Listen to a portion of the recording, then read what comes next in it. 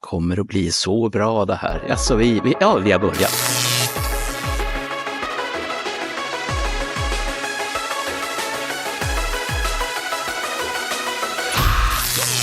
Välkommen till den lättsamma podden Let Me Know om den amerikanska rockgruppen Kiss med Marco och Bernt. Nu kör vi!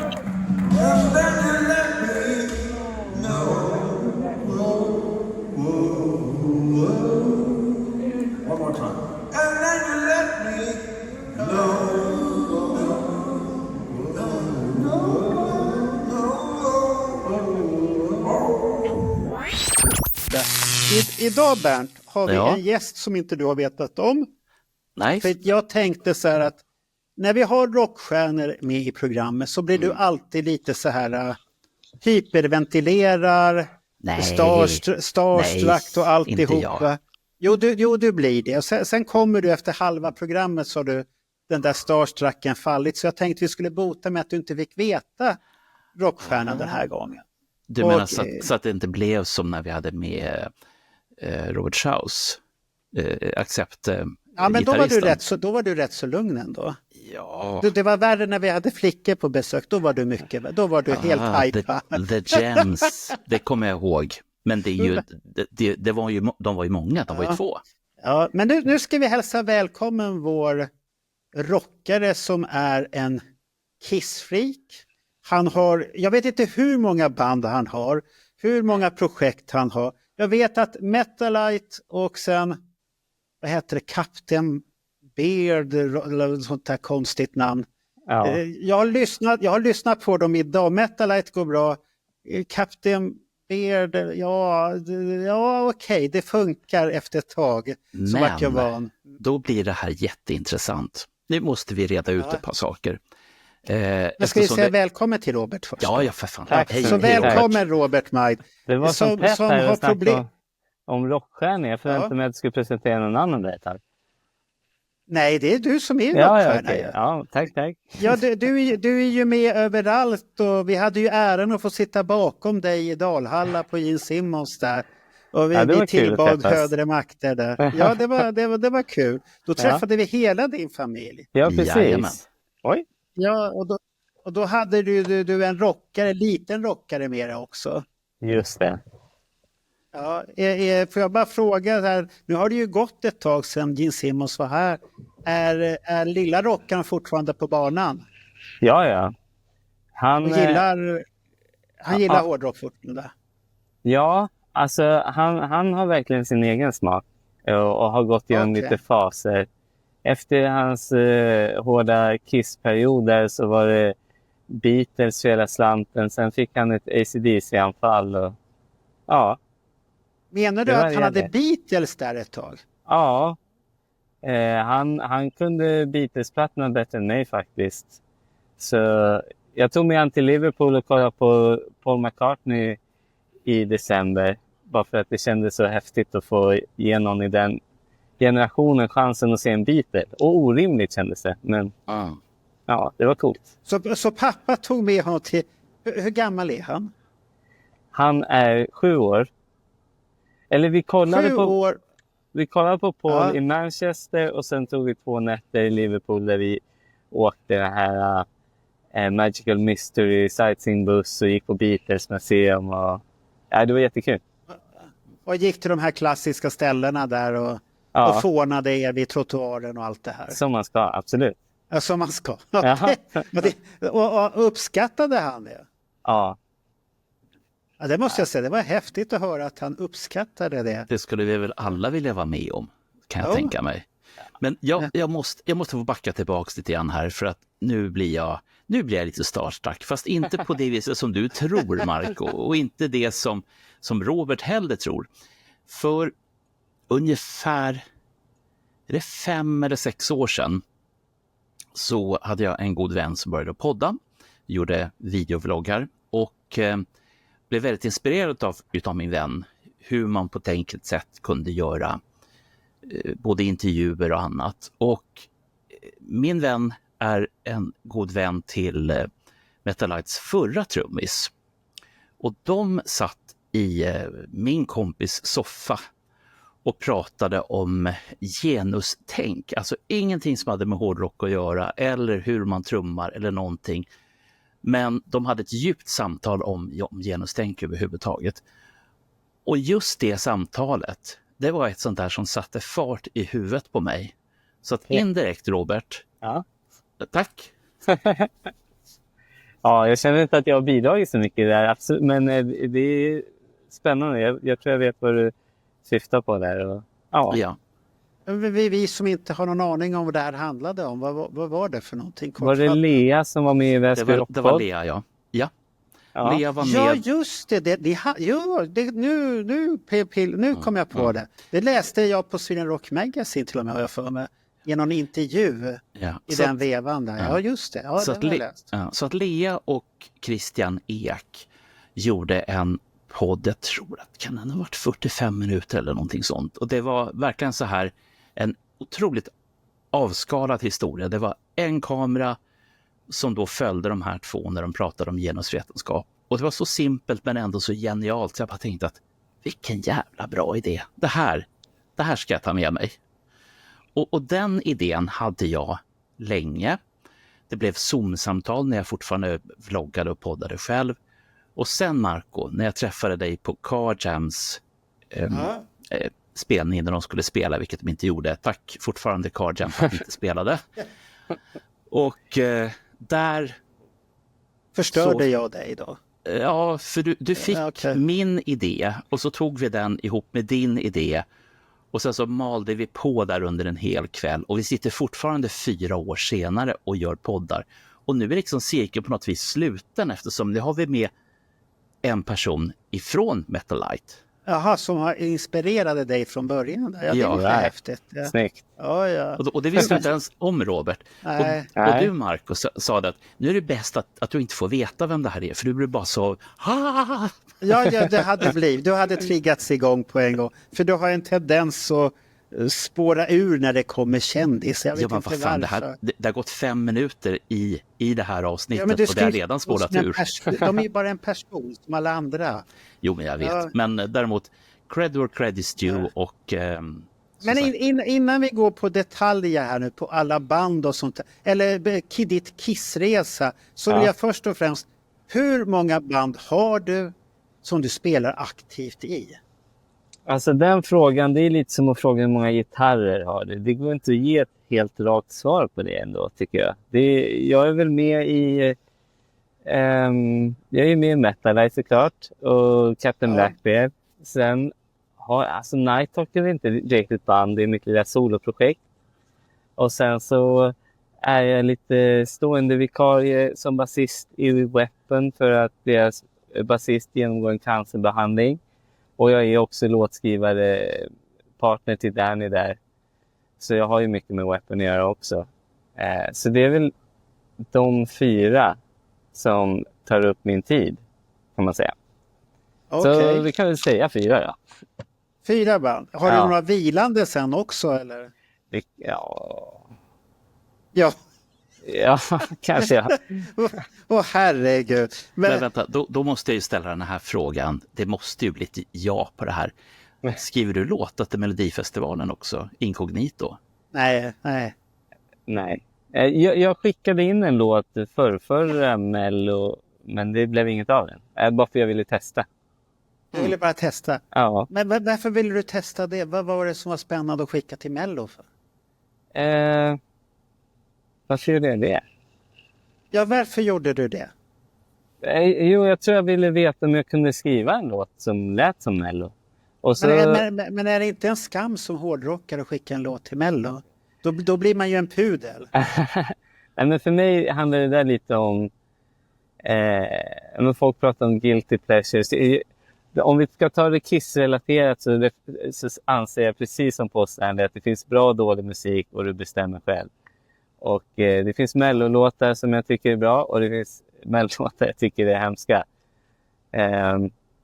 Jag ville se om jag kunde skriva en sån typ av låt bara för att utmana mig själv.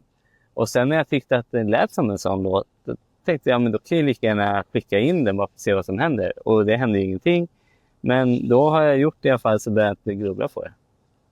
Får man ett brev från dem eller så här telefonsvararsvar, tyvärr du kvalificerade dig inte, eller hör de bara inte av sig?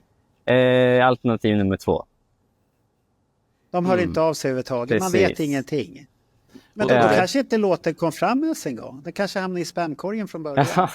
Nej, men när man laddar upp det så ser det nästan ut som en community. Man laddar upp låten och något foto och sådär. Så man ser att man har fått en sida liksom. Aha, okej. Så då, ja. Och sen kommer det här rådet som ska lyssna på alla låtar. Men Eller det lyssna, jag tror att de läser. Är det skriven av någon av dem som ska skriva dem? Och så ser man, aha, det var det inte, det struntar jag. Det här är det var bra att du sa det, så slapp jag säga det, för jag var på väg att säga samma. Ja, det var lite cyniskt kanske, men det känns så när man kollar. Alltså det är ju samma killar som skriver. Jag håller med dig, för jag satt och tittade på Bellot här i lördag, så min son sa det där, min yngsta där, att varför är den här jävla G-son med på varenda låt? Har han inget... Det är något fuffe, han betalar under bordet. Vi får raka honom så han inte kan ställa upp i Melodifestivalen längre. Marco vet ju om att jag är även med i en podd som heter Söderslager, som är då självklart en mellopodd. Och vi har diskuterat det här ganska mycket. Varför just den här lilla klicken? Och vi har kommit fram till att de som är med på det här schlagerkollot, som är en gång per år, de har enorma fördelar att få vara med och skriva låtar som sen hamnar i någon av uttagningarna. I år så skickades in 3200 låtar. Och precis som Marco ut och far efter, så är det alltid Gesson eller Wrethov eller någon annan som får vara med. Och det är samma gäng, jämt och ständigt. Usch. Och vi har nämligen undrat jättemycket, vad händer med de ungefär 3170 låtar som aldrig kommer med? Hur lät de? Ja, det får vi aldrig veta, som tur är. Några kan ni ju få veta. Om ni går in på Metalite på Spotify och så kollar ni vår mest streamade låt We Bring You The Stars, som har drygt 8 miljoner streams tror jag. Den är inte med på någon av våra skivor på grund av att den skrev Edvin och skickade in till Mello. Jag vet inte om han gjorde det 1 eller 2 gånger. Och sen så var det inte mer med det. Och sen så ville skivbolaget plötsligt ha en singel. Och de hade hört den och de sa, men den är ju superbra, för den släpper vi. Och först var jag lite så här, men vi har ju försökt se en mellolåt, alltså rakt av. Den är där exakt 3 minuter och lite väl utstuderat för vår style kanske. Även om vi har våra schlagerhöjningar hit och dit.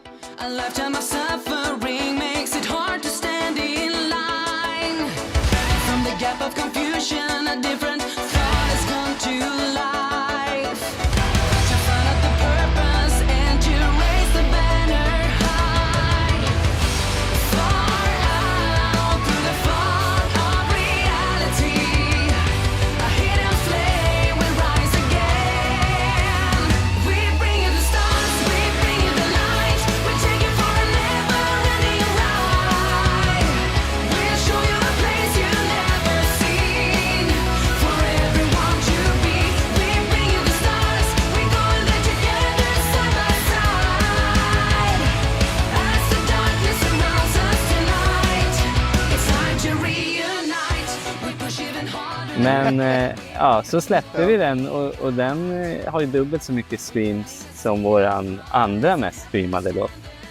Så att det är en låt som inte blev vald. Men det är lite häftigt egentligen när det blir någonting sånt här oväntat då. Ja, det här är ju har ni själva förstått varför det har blivit 8 miljoner streams på den? Har ni analyserat den? Och...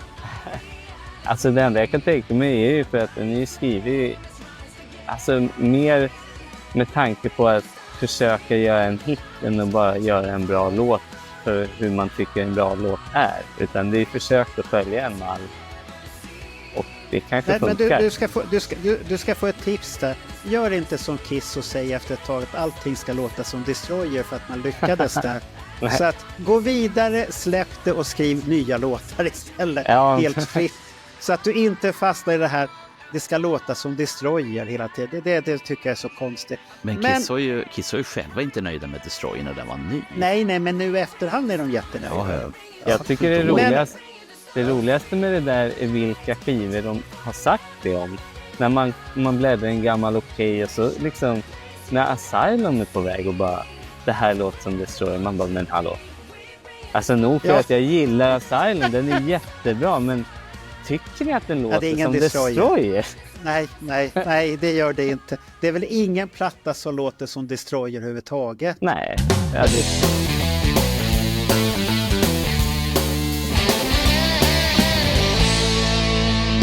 Men när du ändå håller på, när började din Kiss-resa egentligen? Det var Sikta mot stjärnorna. Det var Axel Karlsson som säger det var inte Kiss-fan. Det är någon annan som vi hade här förut som hade Axel Karlsson också. Denna Axel. Det är alltid denna Axel. Och du som är liksom född det året som du är född, då är det alltid Axel Karlsson. Och du blir alltså den tredje Kiss-generationen. För den andra Kiss-generationen, det var ju de som hade Animalize som sin första platta. Och du kommer in där, 95 alltså. Ja, och jag kommer ihåg det väldigt specifikt. Och jag vet, det är många som jag har stött på som inte riktigt vill erkänna att de upptäckte Kiss med Axel Karlsson. De vill hellre säga kanske reunion-turnén eller något. Det är som att det är lite fult att man upptäckte Kiss men inte via Kiss. Men det är ganska... Det spelar ingen roll. Det var ju så det hände helt enkelt. Då skulle jag säga att du är före de som tycker att det var okej att tycka reunion. Det är falska fans. Äkta fans, de är med i vått och torrt och hyllar allt som är Kiss-relaterat. Så det är bra, Robert. Så du var med på rätt plats. Så du kan säga till de som kommer där 96, men då var ju du bara med på hypen. Exakt. Du är en hypersticker som alla andra egentligen. Man kan riva bort dig och kasta dig någon annanstans uttaget. Ja, men det som var lite kul med det var att jag fick ju uppleva när Unplugged släpptes. Och jag kommer ihåg att jag spelade in det med VHS från MTV med reklam och allt. Den här nedklippta versionen. Just vi sändes ju för sent liksom och titta på en entusiasten. Så jag fick ju ändå uppleva pyttelite av osminkade Kiss där innan det slog om.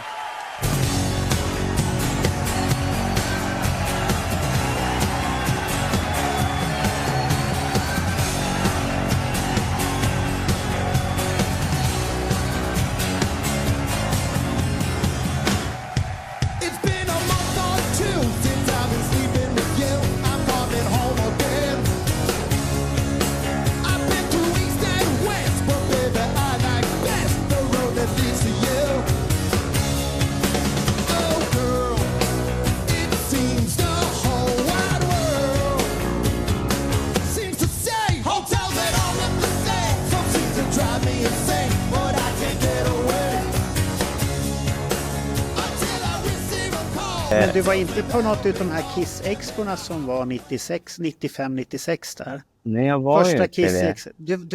Du var för liten då? Jag var troligtvis för liten och så inte den blekaste aning om att de ägde rum. Och så inga päron som tänkte det. Nu ska han få vara med från början. Så som du har tänkt med din son till exempel. Men precis. Men jag fick ju se dem 96 och då hade jag gillat dem 1 år. Och det är ju ändå ganska bra kan jag tycka. Vem var det som följde med då? Det var min mamma. Har mamma ställde upp? Okay. Ja, det var mamma som fick mig att börja gilla dem på ett sätt. För vi följde ju Sikta mot stjärnorna för att det var bra familjeunderhållning och sådär. Men jag kommer ihåg att när Kiss var med så när jag var liten då var hon ute rätt mycket. Och inte till så mycket på tv. Och inte gjorde något dumt här. Alltså, jag var ute och spelade fotboll. Hon sa ingenting att det där är goa Gene Simmons. Nej, då är det ett varningstecken. Ja, men lite kanske. För jag var ute och spelade fotboll den kvällen nere på fältet. Och så när jag kom hem så sa hon att vad synd att du missade det idag. För det var ett band som heter Kiss och de är ganska coola. Det kanske du hade gillat. Men då var trösten att de vann så de kommer vara med i finalen. Så då kommer jag ihåg att när det var finalen då med alla ettor från hela säsongen. Då var jag taggad på att jag skulle få se det här Kiss som min mamma hade rekommenderat. Och jag blev ju helt golvad. Jag tyckte det var fantastiskt. Året innan tyckte jag nästan lika mycket om Michael Jackson. Men jag tror de flesta som upptäcker Kiss. När Kiss kommer då bara försvinner allt annat liksom. ett tag i alla fall, innan man börjar vidga vyerna igen. Men det sätter sig så himla hårt på något sätt. Vi har ju hört andra människor ungefär lika gamla som du som har berättat ungefär samma historier om att de först var inne i någon slags diskoträsk, eller det här som var kvar efter diskoträsket. Och sen efter det, på något märkligt sätt, så gick de från det och så in i den här visuella verkligheten med Kiss, som i och för sig inte var sminkade på den här tiden, men det var tydligen inte så viktigt. Men jag tror, när jag växte upp hade nästan alla i min klass, eller många jag kände, hade en Michael Jackson-period då de verkligen tyckte han var superbra. Och Michael Jackson, han har ju på ett sätt lite av det Kiss har, för han ser inte ut som en människa riktigt. Nej, det har du rätt i.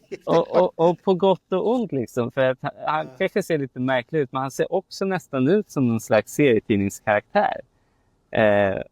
Väldigt speciell. Så han har ju både ett väldigt speciellt utseende och så coolast moves av alla och otroligt bra låtar. Är det inte mycket det här att man är lite larger than life? Ja, men precis. Det är svårt att förstå det här stora, för det var ju Kiss för Bernt och mig när vi var små där 76 när Destroyer och vi såg postertidningar. Det var lite större, det var för stort. Det gick inte att jämföra med Sweet eller någonting. Nej. För Kiss, det var så här larger than life, och polarna som tyckte om Sweet, nej, titta här. Kolla hur de här ser ut. De har utrustningar, ingen vet vilka det är och allt det här. Det här är riktiga grejer. Ja. Så att sen har jag ju gillat mycket annan musik, men det är det här att man fastnar i någonting, och det är väl den känslan som man är kvar i fortfarande än idag. Och man söker den känslan och de kickarna kommer ju lite då och då när det kommer så här specialboxar, eller det kommer någon tidning eller någon bok med gamla bilder. Då kommer det här. Då är du tillbaks till det här stadiet 75, sitter och tittar på bilder, detaljer och letar. Så att det är mycket nostalgi, och det finns någonting där som attraherar. Och jag kan tänka mig att Michael Jackson är ju samma mystisk person. Man vet inte mycket. Det är mycket hysch-hysch. Hans näsa trillar bort där 95. Det är mycket. Han har sitt eget zoo och allt det. Och folk pratar så mycket illa om honom. Och det är väl den vevan han...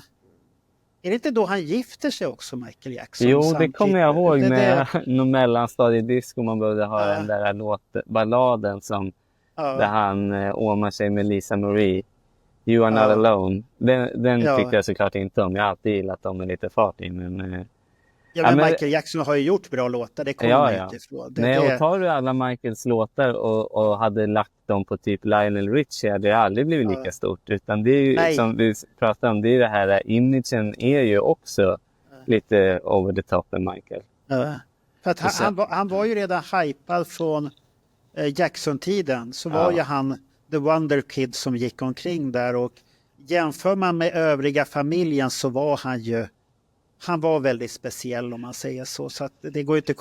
Om jag säger så, det kommer bara så här konstigt YouTube-tips med hans bror Jeremy, och så hade han gjort en ballad med en sån här stjärna som hette hon? Pia Zadora. Pia Zadora minns italiensk disco-drottning på sin tid.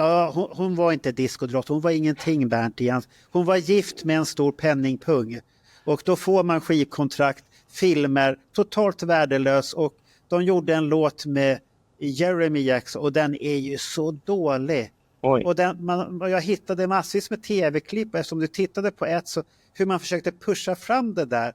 Och det finns ingenting där. Det finns ingen Jackson eller någonting. Det är någonting man försöker tvinga fram, och det går inte. Är du dålig så är du dålig. Ja. Och så Pia Zadora på sin tid hade ju faktiskt disco-hits.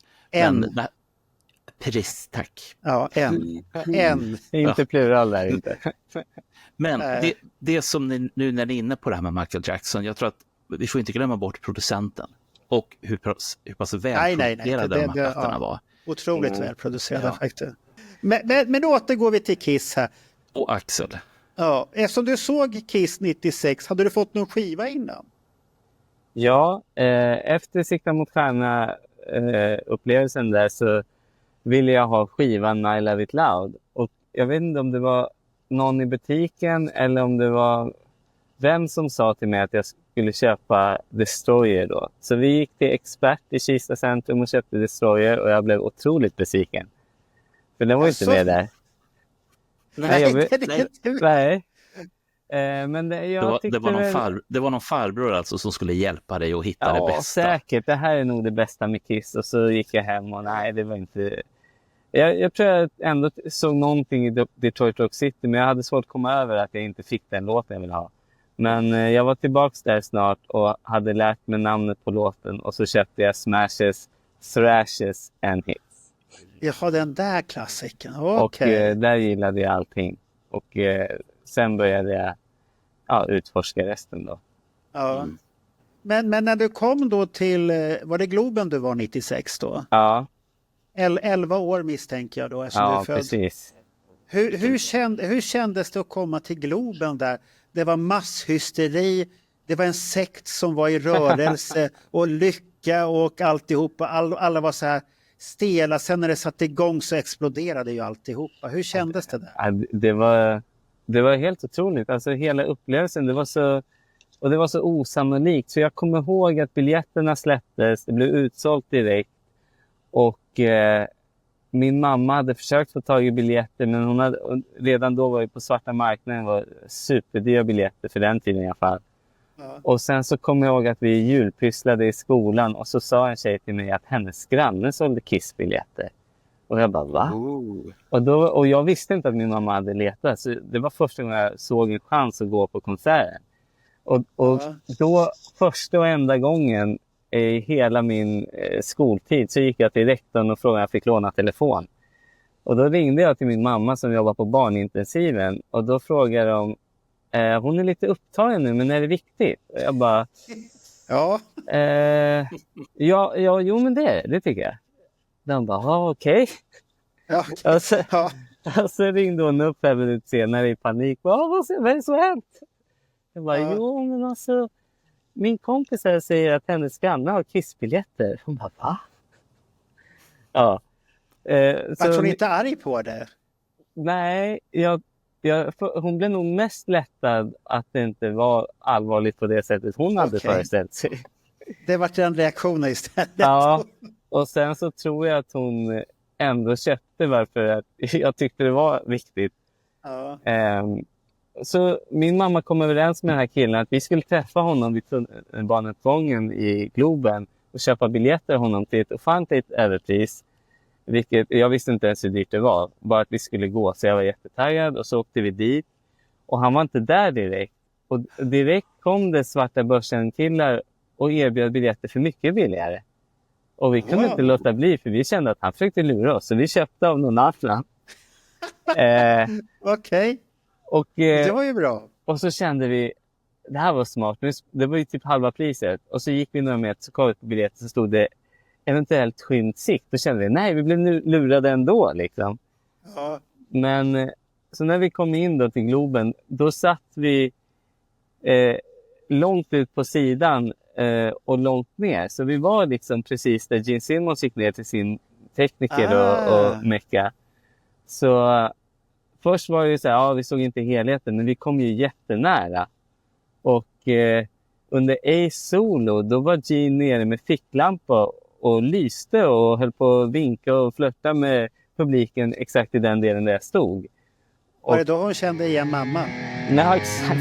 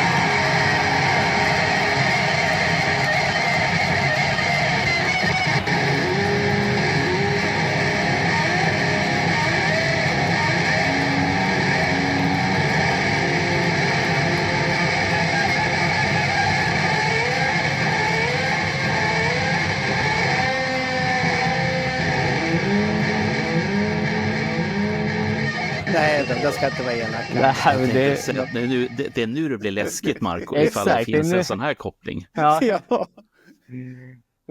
Begära arvet här. Nej, men han skickade massa plektrum i min riktning och jag trodde inte det var sant. Dels att det kändes så overkligt att se dem. För jag tror jag redan hade hunnit skaffa mig Kiss Extreme Close-Up och titta på dem massa på tv. Och det känns så overkligt att de stod framför mig. Och sen att han stod där och kastade plektrum. Jag tänkte, kan han verkligen? Det känns som han kastar till mig, men gör han verkligen? Det känns så overkligt.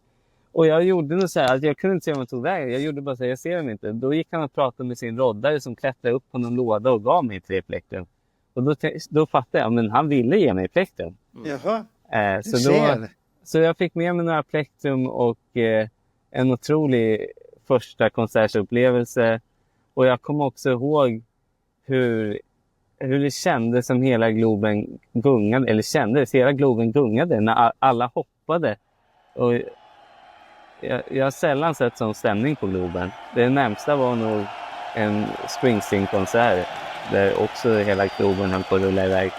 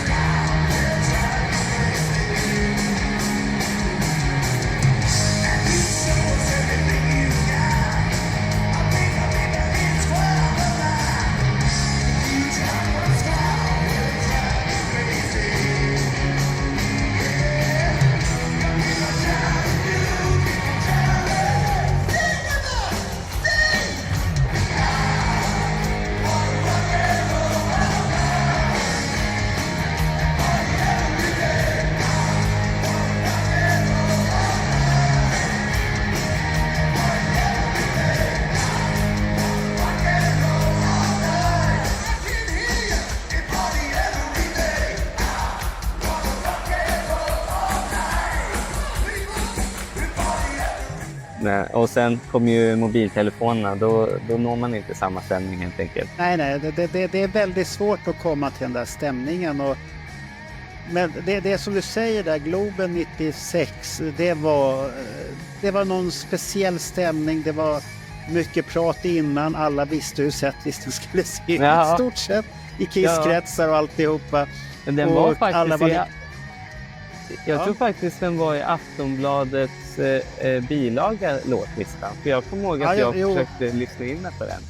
Ja, för Kiss ändrar ju inte så mycket. De har ju i stort sett samma lista hela tiden. Och det var väldigt... Det var så himla lyckad hela den där konserten. Och den var väldigt läcker på många sätt, den här konserten, kommer jag ihåg. Ja. Och maxad. Så att det är otroligt bra konsert. Hur gammal är din mamma då när du är på konserten? Vet du det? Ja, hon är född 56.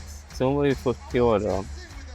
40 år. Men visste hon vilka Kiss var då? Så här, som hon rekommenderade dem till dig? Ja, men jag tror att hon kommer ihåg dem lite vagt sådär. Alltså när hon pratade om att det var coola sminkade bandet så var det ju också av igenkänning från hennes sida. Men hon tillhör ju den smarta generationen där, 56. Det är ju många smarta personer från den generationen. Så att då får vi räkna din mamma till dem också. Att det var bra att hon såg till det. Men vad hände efter 96-spelningen sen då? är kissandet där? Ja, men då kommer jag ihåg att de hade ju släppt biljetter till stadion när det hade sålt slut och Paul sa på scen att de kommer göra 2 kvällar. Så jag kommer ihåg att jag gick hem och så sa jag till min mamma, jag vill se dem igen. De ska ju spela 2 kvällar. Och hon sa de berömda orden som hon garvar åt nu, att men du har ju sett dem. Ja, ja det var ju sett. Och vid den här tiden hade inte hon gått på så många konserter. Jag tror hon hade varit på Pet Shop Boys, men inte sina gamla favoriter. Och 98 såg hon Stones på Ullevi. Och då förstod, och det var ett av hennes barndoms favoritband. Och då sa hon, nu fattar jag varför du sa att du vill se en gång till. För hon ville se Stones en gång till. Alltså, när man ser sina favoriter, man vill inte se dem en gång som en film och så är man klar. Man vill se dem igen liksom. Självklart. Ja, nej men det var ladda inför nästa gig. Jag såg dem andra kvällen på stadion sen. Andra kvällen på stadion? Ja. Med Come On and Love Me som var med då. Just det. Jag har för mig att den var med då. Den var inte med på första kvällen, andra kvällen var den med. This song, we're gonna dedicate this song to all the girls here tonight. Oh, there's more than that. Girls, let me hear you. Now, girls, I can spend one night with you, and I want to make you scream. Let me hear you.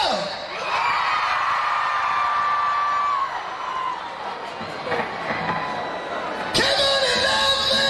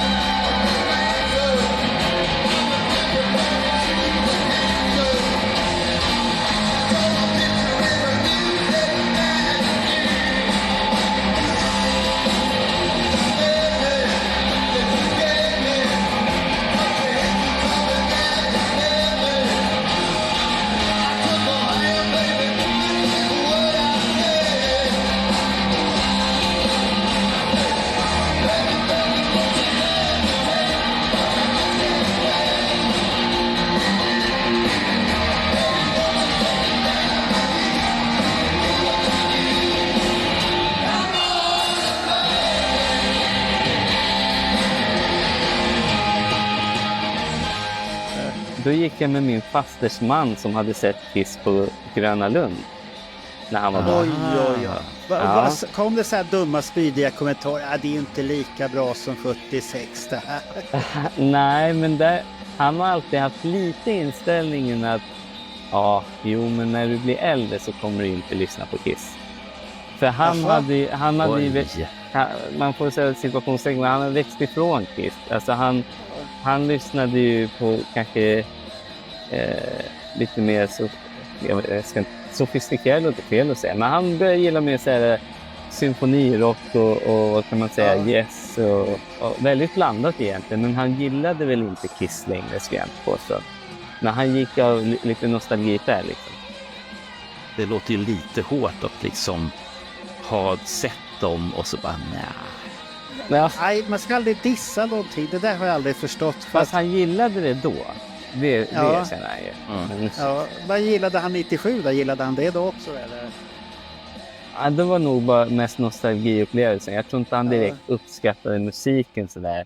Men sen på Alive 35-turnén där så tog jag med hans grabb och såg Kiss på stadion. Jaha, du var där också. Ja, okej. Var det 2008? Ja, det kan stämma. Ja, 2008. Det var lite regnigt så här. Ja. Det kommer jag ihåg.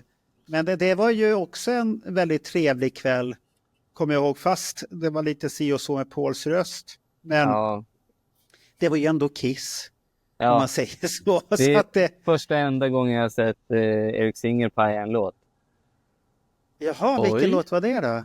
Strutter. Det kommer inte jag ihåg. Andra låten. Pajade han den? Ja, efter första solo så tror han att den är slut. Så i slutet på solot står han av den och ställer sig upp. Yay! Ja, Han börjar bli pensionär redan. I sådana fall.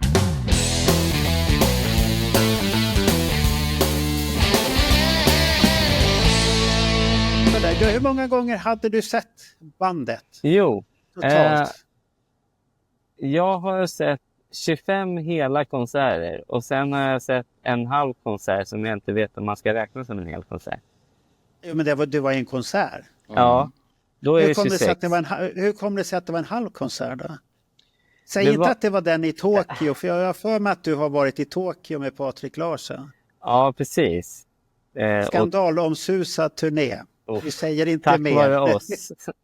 Ja, jag vet inte om det var jag kan inte tänka mig att du var så vild. Ja, du kanske var vild på den tiden, jag vet inte. Nej, jag tror jag var vad ska man säga, oskyldig åskådare, eller hur säger man? Ja, vi ska inte hänga ut några namn, men det var en vild turné. Är det var här det. något som vi ska prata om sen, Marco, eller?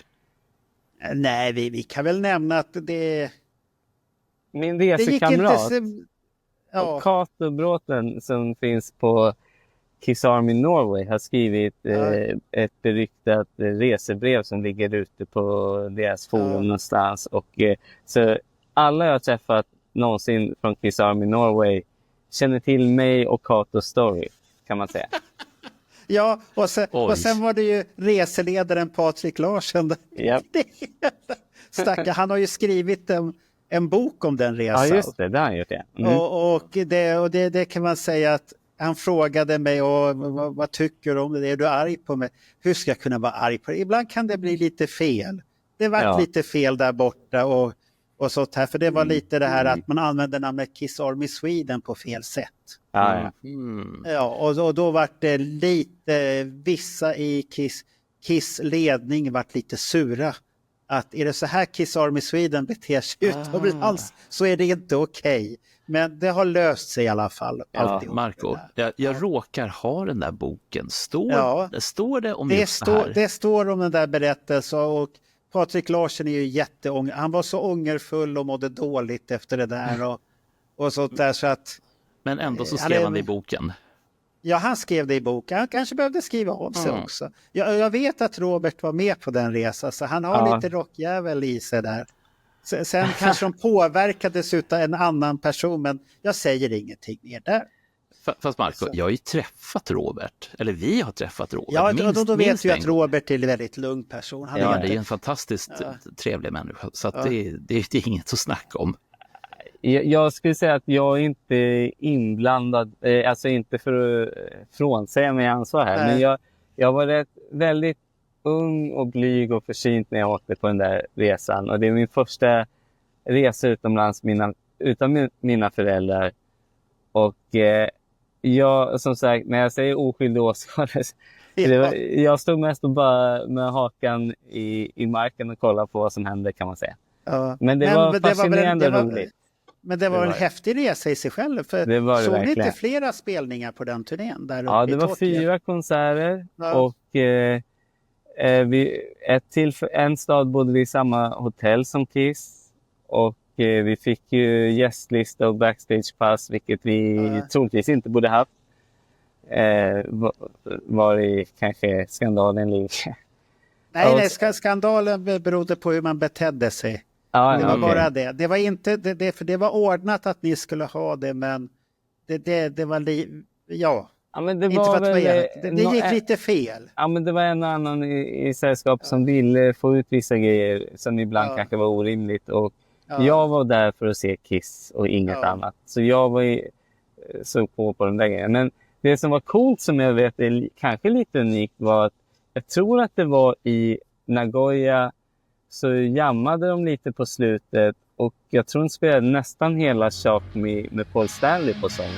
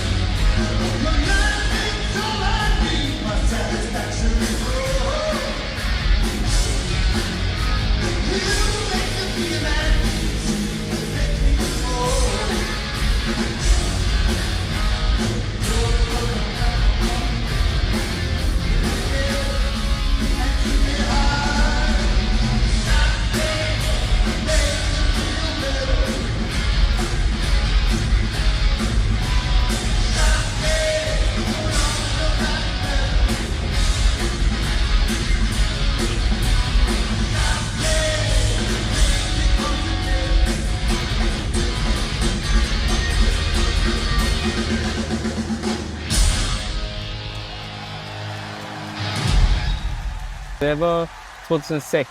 Det var Tommy det var och Eric. 2006 redan, okej. Ja, och Kiss var lite på dekis kändes det som. Det kändes som att de fortsatte fast ingen ville. Det var ingen hype runt det. Och bara några år senare hade de ändå lyckats vända på skutan och fått ordning på det där och spela större ställen igen. Men det var inte en helt lyckad turné ur Kiss synpunkt kan man säga. Nej, för det var lite vilset där ett tag. Ja, det kändes det som. Och det var första gången de spelade Love Theme från Kiss och Love 'Em and Leave 'Em live. Och Kiss, en av de som jobbar för Kiss, vad heter han? Keith. Ja, Keith, ja. Ja, vi träffade honom utanför Spelsö när de skulle lira de här låtarna för första gången. Och han visade att han filmade soundcheck och visade för oss. Och ikväll kommer vi lira den här. Och vi bara, va? Det är sant. Vi Love 'Em and Leave 'Em ikväll. This is a song from Rock and Roll Over. This is called Love 'Em, Leave 'Em.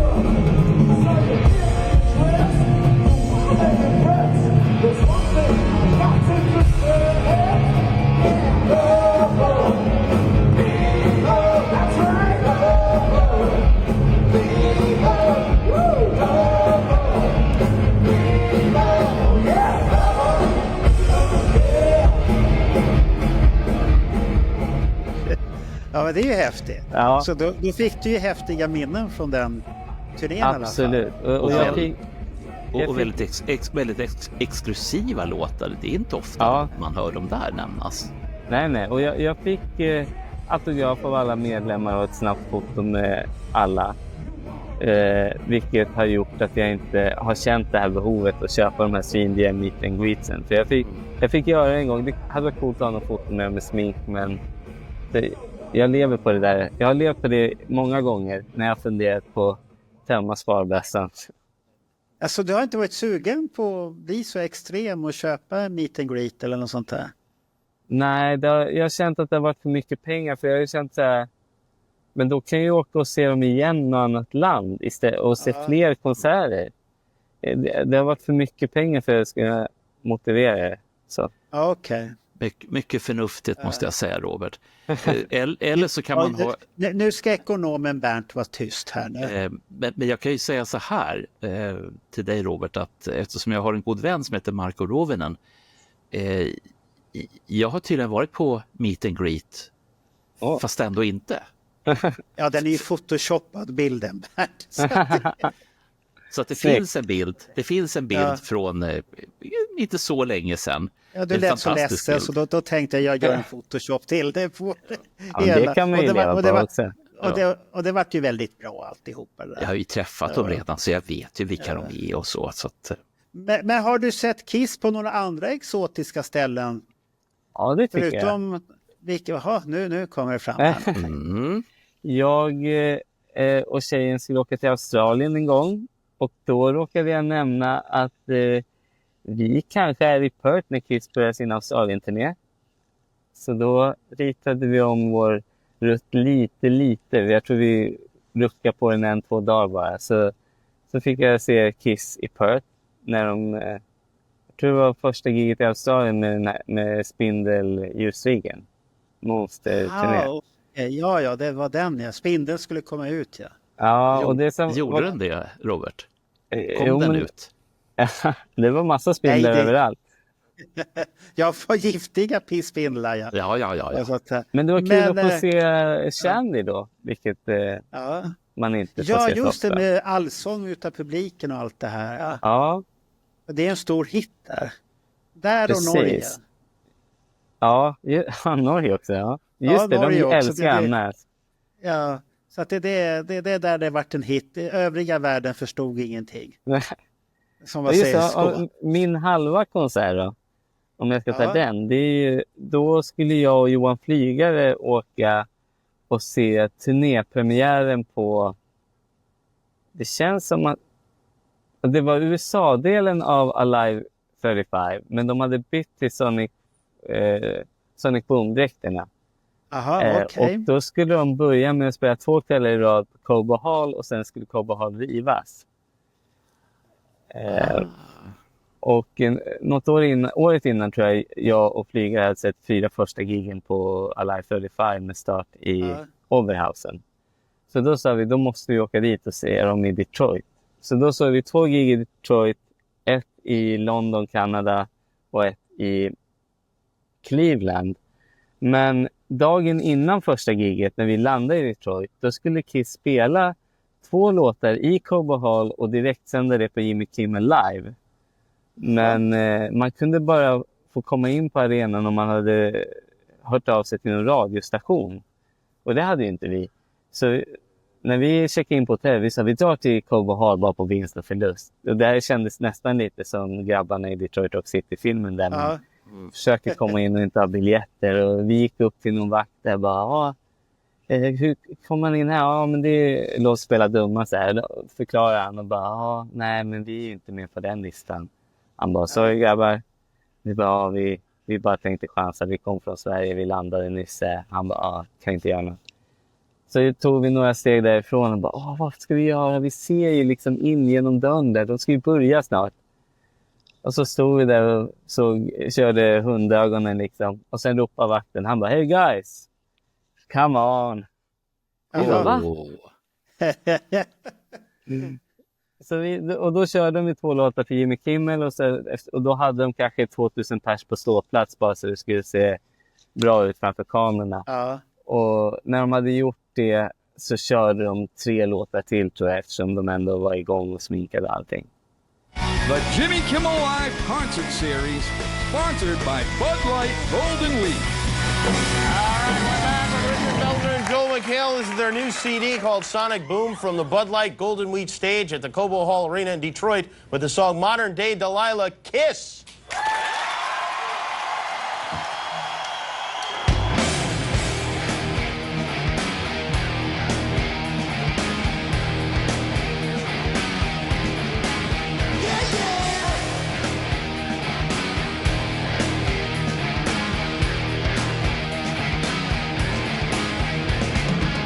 I still remember when I saw your face across the room. Tell me to take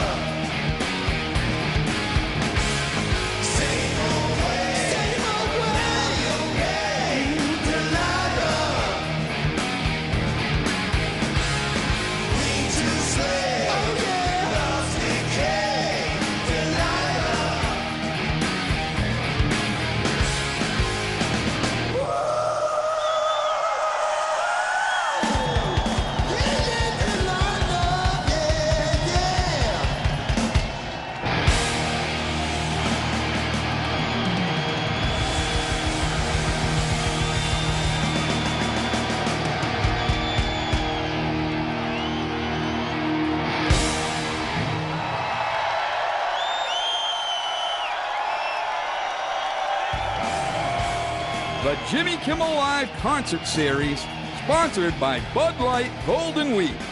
To stream off-air performances and other music videos, go to jimmykimmellive.net. What a great group we had here tonight. Joe McHale, Richard Belzer. I want to apologize to Matt Damon. We're out of time. Tomorrow night, Kelsey Grammer, Donna Kotick, and Motorhead will be here. Sonic Boom is in stores now, playing us off the air with the song Detroit Rock City. You can see the full performance at jimmykimmellive.net. Once again, Kiss. Good night.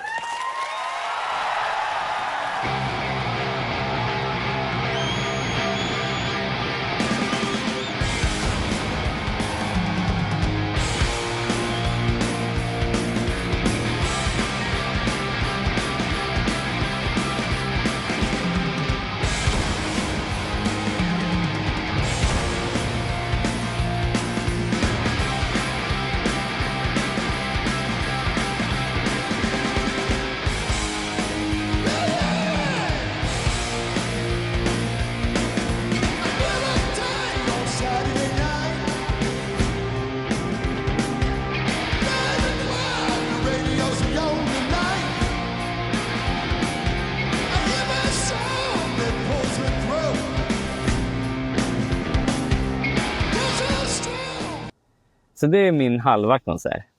Jaha, men då är det ju en konsert, för den var ju planerad så. Det är en konsert. Ja, det är bara en väldigt Så kort konsert. det behöver inte bara säga att det är en konsert. Det var bara Ja. att det var lite speciell då. Men såg du då sista giget på KBH också då? Ja, för sen såg vi 2 fulla gig där. Ja, och sen är den borta nu. Var det mäktigt att vara där då och se den här? Stod ni där inne, du och flyger, och kollade, ja, det här är den här baksidan på Alive-skivan. Och stod och titta. Ja, alltså jag tror vi nördade rätt hårt där faktiskt. Det är lite luddigt, men jag vet att vi tyckte det var superhäftigt att åka dit för det. De filmade ju video då också till Modern Day Delilah. Ja. Men Det här är ju bara bra grejer. Ja. Men den här hallen, hur kändes KBH där? Kändes det att den behövde rivas och tas bort? Och var den sunkig? Nej, men det tyckte jag inte. Jag tyckte inte alls att den kändes sunkig. Däremot så kändes det mer som en mässhall med det här stora tillägget då. Det kändes inte som ett fräsigt stadion eller arena. För nu för tiden ser ju arenor ofta fräsig ut redan på utsidan. Och det gör ju inte alltid gamla arenor. De kan ju se ut som fyrkanter, och så kommer man in och bara, oj, det var ju coolt. Jaha, det kan jag hålla med om, att det kan vara väldigt chockerande. Jag menar, du kan ju titta både på Isstaden eller Hovet och även Skandinavium. Det är ju så här bara, jo. Ja, du har ju den här chocken när man kommer till Helsingfors, när man inte får åka till den här nya arenan som är ryssägd då längre. Du kommer till den här andra arenan som Kiss spelar, Jäähalli. Den är ju riktig, och den ser ju så sunkig ut utanpå, och den är väl inte världens roligaste inne, men det blir väldigt intimt, för det är väldigt mycket Hovet-känsla. Det är inte så här extrem högt. Så det är lite lägre sånt här, så att det är en rätt så trevlig hall ändå att titta på, tycker jag. Marco, jag var där 83 och då kändes det som en halvsunk i stadion. Ja, den är lika sunkig fortfarande, toaletter och allt. Det har inte hänt någonting. Nej, tack. För att den arenan har de ju inte satsat på, för de byggde ju den här Hartwall Arena. Hartwall Arena, som är ryssägd och man får inte besöka längre. Eller den är bojkottad, om man säger så. Och den är ju jättefin. Det går ju inte att jämföra. Den är ju så snygg och läcker, den arena. Och det här det är Hovet i Helsingfors. Ja. Det ser väldigt sunk. Man har inte satsat några kulor. Sen har man väl varit tvungen att satsa lite kulor på det för att hålla igång den. Men den funkade. Det var ingen större fel ändå. Det funkade. Jag gick och kollade på innebandy i Eriksdalshallen en gång bara för att jag skulle vara där. Bra där. Ja, mycket bra. Hur kändes det? För den är ju inte stor. Nej, det var väl det som man slogs av då. Och då hade jag ingen koll på storyn om varför de körde just där. Så när man stod där blev man så här, men varför var de här? Men den hade ju någon slags retroskärm om man kan säga så. Med trädetaljer och sådär. Men ja, och så tänkte man också, och Unmasked-scenen, hur fick de in grejerna liksom? Ja, det man fick in, men det var trångt. Ja. Det var trångt. Men det är ju som du har Solnahallen som har ju haft legendariska konserter också. Rammstein, jag har sett Magnum där, deras Wings of Heaven-turné. Och det var ju jättemäktigt och jag var väldigt, det är den enda gången jag har sett Magnum och det är på Wings of Heaven-turné. Och jag skulle ha sett dem igen och så gick Tony Clark King och dog tyvärr. Det var oschysst. För jag tänkte så här, nej, men nu vill jag måste uppleva för nu börjar gubbarna bli gamla. Ja. Men tyvärr så han dö. Och så att du har ju haft, Europe hade ju sin Final Countdown-videon inspelad. Jag älskar den konsertfilmen, har jag sett 100 gånger. Och du kan ju komma dit och du får ju den här känslan om du har ju den här stora idrottshallen. Men tittar du bakom från balkongen och tittar in mot det här fönstret, om du kommer ihåg Bernt, där de hållde på och byggde upp en scen. Där har du ju Rammstein, har ju alla stora band. Jag har för mig... Jag har sett många bra band där. Har inte Metallica spelat där? Ja, sista giget med Cliff körde de där. Ja, just det. Det var den jag missade. För jag träffade personer på tunnelbanan som hade varit där. Och så säger, för jag var bjuden på en fest och då var jag tvungen att gå på den. Och så mötte jag personer som frågade, hur var det? Det var skitbra. Fan också. Och sen kom det här tråkiga nyheten dagen efter att Cliff Burton hade dött. Och då var det så här, fan att man inte gick dit och tittade. För festen var ingen speciell. Det var bottennapp om man säger. Det var inte det jag hade hoppats på. Så kan det bli himla. Så det hade varit bättre att gå på Metallica. Och de här var ju överlyckliga, de här tjejerna. Så, du missade någonting. Ja, okej, tvåla in det där ordentligt. Ja.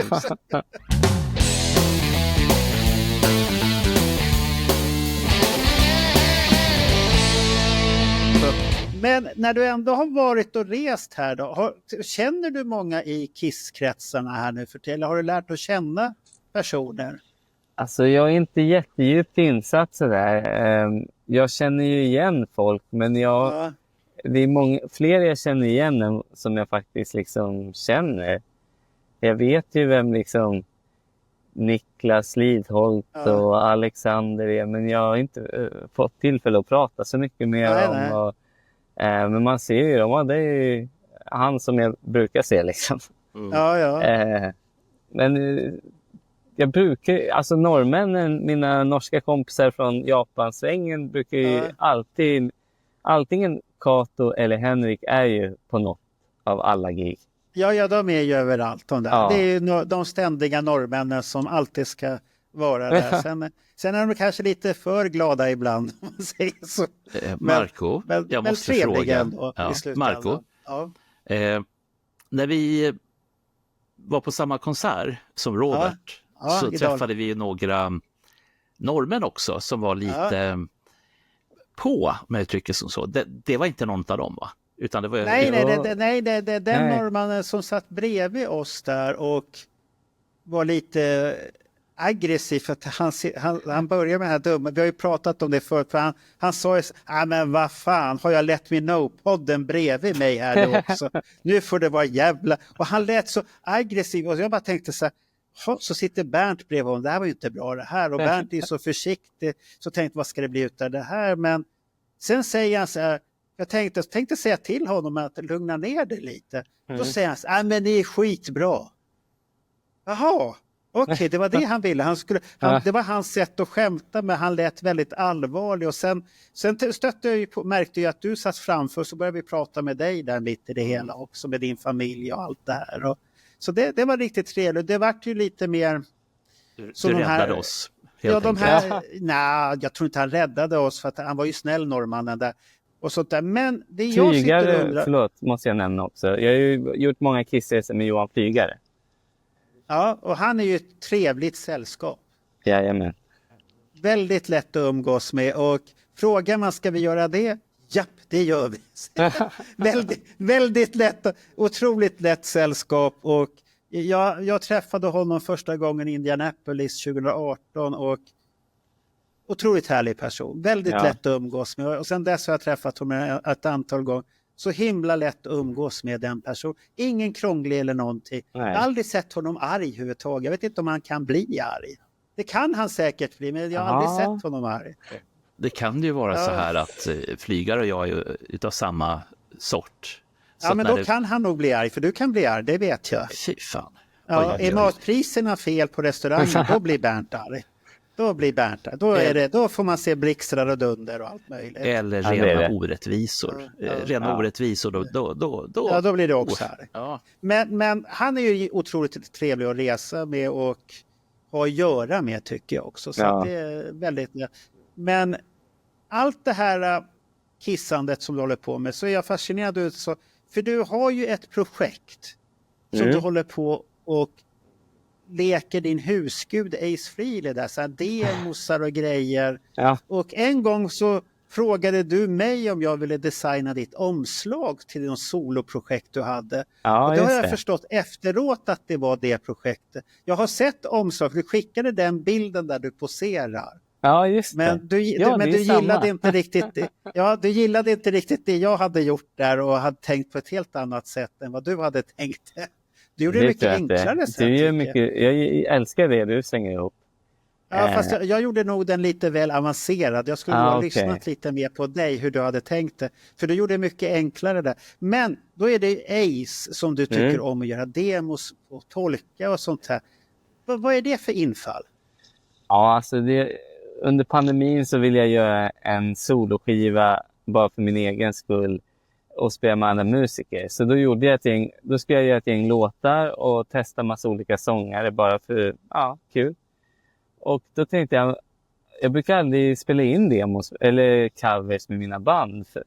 Men så tänkte jag, men nu gör jag en skiva bara för mig. Jag tar lite låtar som jag skulle vilja testa. Och jag har alltid älskat Ace tidiga 80-talsdemos här, när han hade Artist Dead på keyboard och var lite, vad ska man säga, lite mesigare sound. Jag tycker hade schyssta melodier och han övergav ju det helt.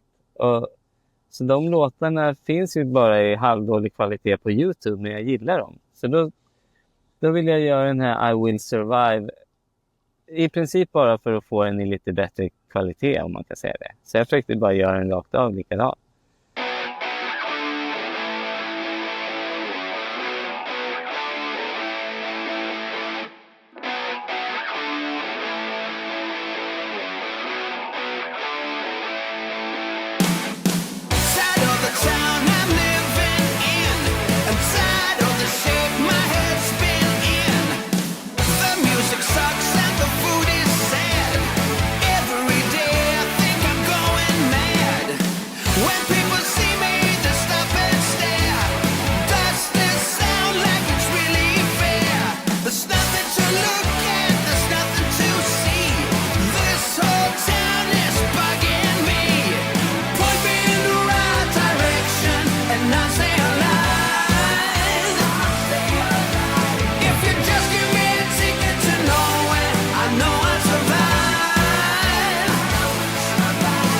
Och då hade jag Robin Eriksson från The Greed på sång. Och det var flera Kiss-fans som verkade gilla den. Att jag gjorde så. Ja, den var bra. Ja, det var inga fel på den. Alltså den var bra. låten är bra. Och så då fick jag för mig att jag skulle göra Girl Can't Dance och Baby It's You.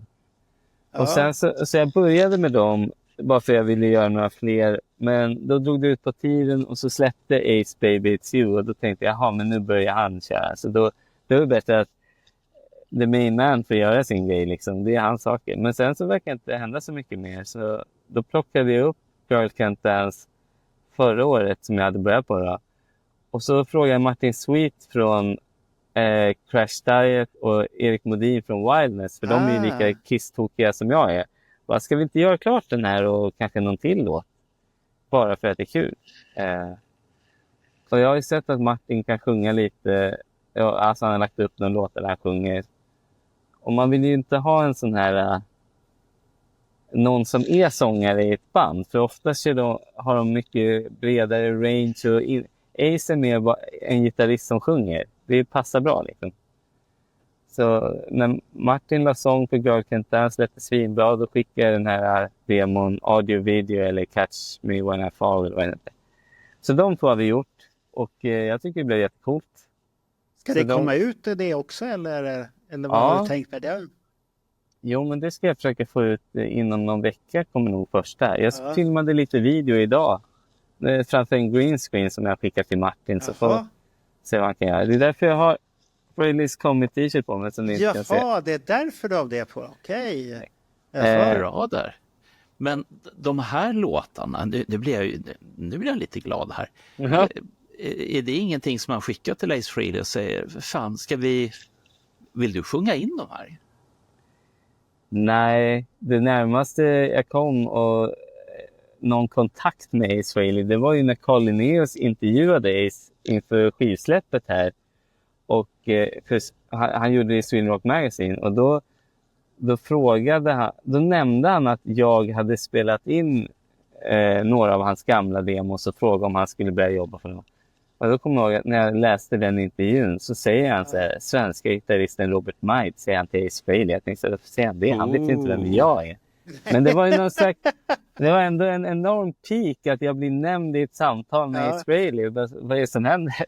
Det är bara att gå och lägga ner det. Samtidigt är ju problemet där att i USA är det ju så många som pissar i det reviret där, att jag tror att det är svårt som utlänning att komma dit, och i det här gänget som han har runt omkring sig där, de verkar ha pissat in sig rätt så bra och vaktar sina revir allihopa där, misstänker det. Om det nu inte är så här enkelt att i och med att du är svensk så är du ju lite exotisk dessutom. Ja, men förstår Ace det exotiska egentligen? Jag vet inte fan. Jag menar, du kan inte göra mer än fel. Nej, det kan man inte göra. Det är bra på. Det är ju en bra inställning att man kan ju prova i alla fall. Det kan man göra. Så att då är tanken att det kommer komma lite nya Ace-demos som du ska släppa. Ja, precis. I alla fall, alltså jag hade hoppats att den kommer redan till nästa vecka, men det tror jag blir tajt. Men kanske nästa eller något. Så 2 är i princip klara, och så har jag börjat jobba på 2 till, I'm So Wired och hans något märkliga Beatles-cover, Baby It's You. Jaha. Det är coola låtar som sagt, de ligger ute i rätt dålig kvalitet, och jag tror att jag, Erik och Martin kan få dem att låta helt okej. Så det är lite så här som vanligt när jag gör musiken, det kan undra, men vad är det för vits med det där? Men de här... Ja, för jag bara fråga, med Martin och Erik, är de lika kissnördiga båda två där? Ja, men nästan i alla fall. På sitt sätt. Men alltså, Martin är det nog lite varning på, för att jag har sett honom, han är ju med i Car Jam. Ja. Tyvärr var jag lite dum när jag gick fram till honom. Jag hälsade på honom, det är väl du som är med i det? Ja, det är det. Ja, trevligt att träffa. Och sen kommer jag inte på att fråga någonting mer. För jag är så här att, jag är inte så här för mycket för... Jag känner ju inte personen, vad fan ska jag fråga? Då kan jag bli tyst. Jag kan babbla ibland jättemycket och ibland kan jag vara tyst också. Så att jag sa inte så mycket mer, fast jag skulle ha frågat där egentligen, hur kissnördig är du i? Det hade varit intressant, så att han kan vara aktuell för framtiden. Jag har förstått att han är kissnördig, för han var ju med i ett reportage i Destroyer, har jag för mig. Okej. Jag har för mig att han gjorde, om det är rätt, Crash Diet. Jo, men det måste vara han. De andra är ju inte lika kissnördiga som han är i det bandet. Så jag har för mig att det är han som är... Jag har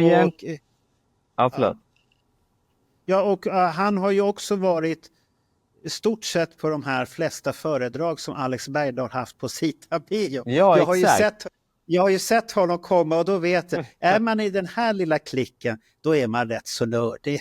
Då är det något fel på det var det som också fick mig att fråga varför jag började lira typ samtidigt som Crash Diet med Captain Blackbeard, men jag har liksom aldrig sprungit på Martin.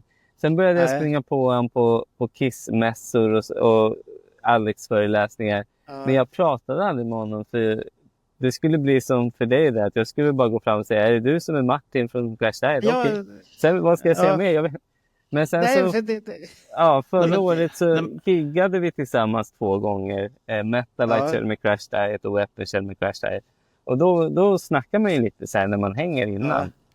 Och då kändes det mer naturligt att fråga om han ville göra någonting. Liksom. Och då märkte du att han är ju lika kört som jag. Ja, ungefär i alla fall. Samma skrot och korn ungefär. Ja. Men hur stor Kiss-samlare är du egentligen då? Samlar du på grejer också eller hur nördig är du? Ja, men inte så farligt ändå. Jag har liksom... Jag har varje skiva utom en av de senaste Off the Soundboards. Jag har inte ens exakt alla på vinyl. Jag går inte Creatures-boxen tyckte jag var för dyr.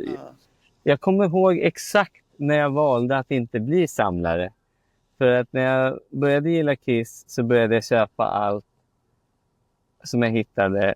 Och jag tror att det var när jag och flygare var i London och Sheffield för att kolla på Ace Frehley. Och vi var i någon serietidningsbutik och försökte hitta Kiss-serietidningar.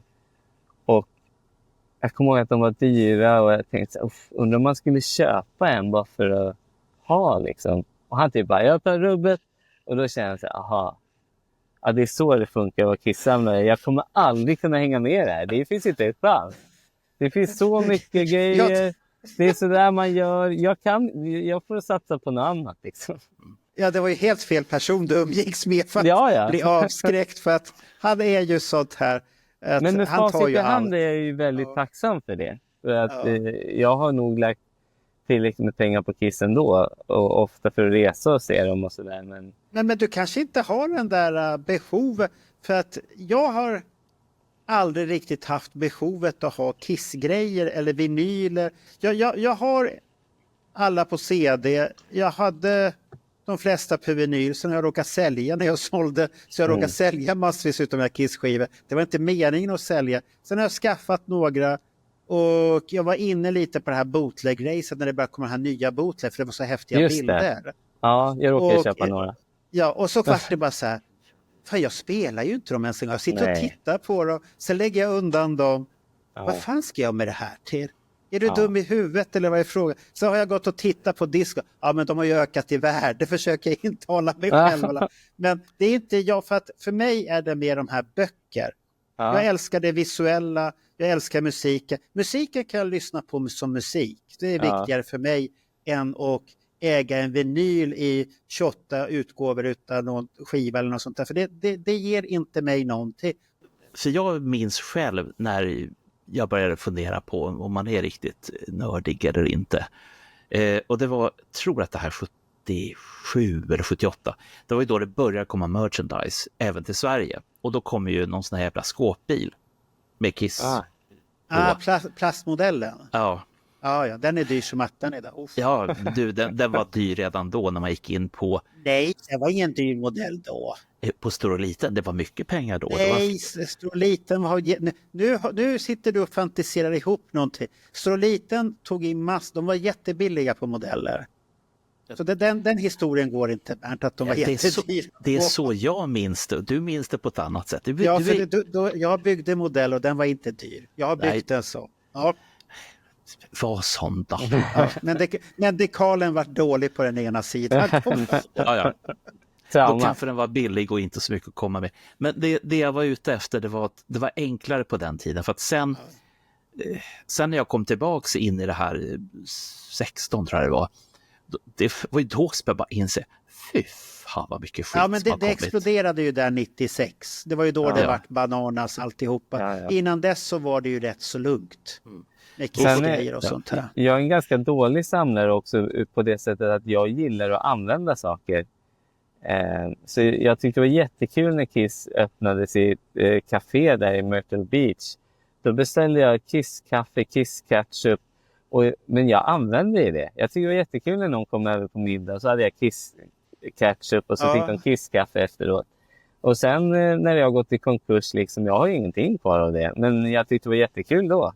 Så ur samlarsynpunkt så har jag väl kanske gjort fel. Men jag njöt av grejerna i alla fall. Men egentligen har du väl varit sund och köpt produkter som ska användas. För att det är ju moderna produkter. Har de något nostalgivärde? Nej, de är lite roliga. Ja. Det är ungefär som jag har den här påsen som jag fick utav Niklas med luftgitarrsträngar. Ja. Den är ju så god. Så det visar jag till mina söner. För Fredrik Strage lånade den påsen här nyligen utav mig. Och För han skulle ha med den i ett reportage och mina söner, vad då ska jag låna luftgitarr? Finns inga strängar på det. Jo, titta här. Det står det. $4 kostar Ja. den här påsen. Ja, men det är ju ingenting i det. Det är det visst. De är stämda, autotunade luftgitarrsträngar. Ja. Punkt slut. Det är så här, den är rolig att ha men, för att visa vad man kan göra. Men finns det någon vits med som toapapper? Nej, det finns ingen vits med det. Det var det jag tänkte fråga. Det är väl Ja. ingen som har en stash nu med Kiss Det toapapper? finns det garanterat för de flesta åkte till Ö och B och Hamstrad. Jag tittar, Ja. du har toapapper. Han Ja, har jag det har hemma. Jo, jag har så. Men de var ju snyggt förpackade med Hello Ja. Kitty och allt det. Det var ju väldigt snyggt designat men ja, värdelös produkt egentligen. Ja, jag vet vad man kan göra med dem i alla fall. Ja. Ja, man kan ju använda dem i nödfall i värsta fall.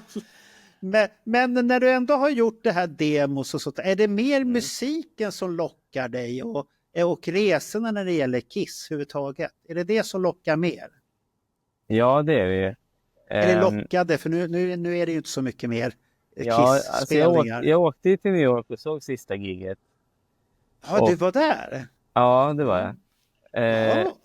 Men jag såg det inte som något alternativ att inte vara där. För mig kändes det som att men nästan som en begravning av en släkting. Så att jag kände bara, jag har sett dem på den här turnén. Jag vet vad som kommer hända, men det är klart jag ska vara där.